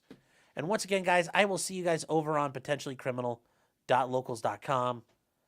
If you guys want to join us for the after show, 1 month free. And with that said, though, do have a little bit of like a signing off, and let me know what you guys think. If this is good, if it's not bad, I want to hear your thoughts on it, because looking to maybe put this as part of the show going forward. Hold on one second.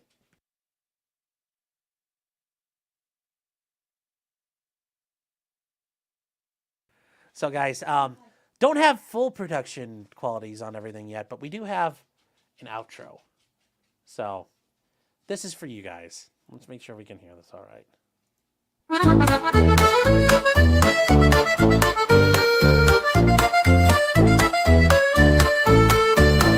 Weapons, blacksmithing, and models of planes, esoteric works, and even some trains. Much merriment had while drinking White Claws. Sorry, guys. Tips on hunting, and even talking the law.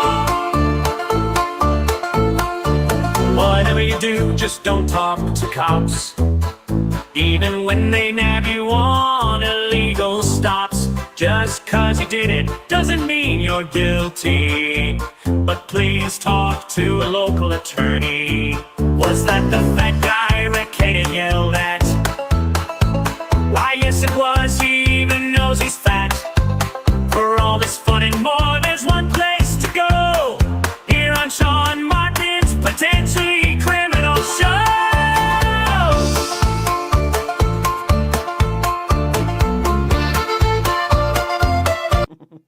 All right, guys. I'm sorry. I was trying to... I think it's phenomenal. I love it. I want to say thank you to Nico for putting that together. Just now I need like an actual outro. I'm going to keep working on that. So, sorry, I didn't mean to blow everybody's ears out, but I thought it was pretty good. With that said, guys, we are done for the night. Thank you for everybody being here. Please like and subscribe if you're new. I would really appreciate that. If you're been here before, obviously, please like it unless you want to be passive-aggressive, which... That's okay. Why not? We do that in our society. And from here, guys, I'm going to... Well, that's really it. I will see you guys over on Locals. Yeah.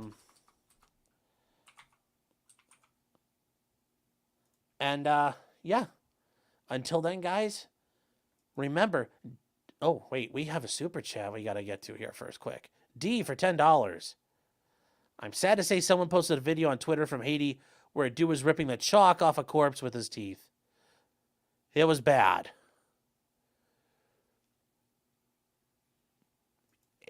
That doesn't surprise me. That doesn't surprise me. So, just because you did it doesn't mean you're guilty. Although if you're biting the cocks off burning bodies in Haiti, you might be just a little bit guilty. Actually, am I kidding? You're really guilty. Don't do that. Please don't do that. Find Jesus, please. Chat. Good night, guys. Take care.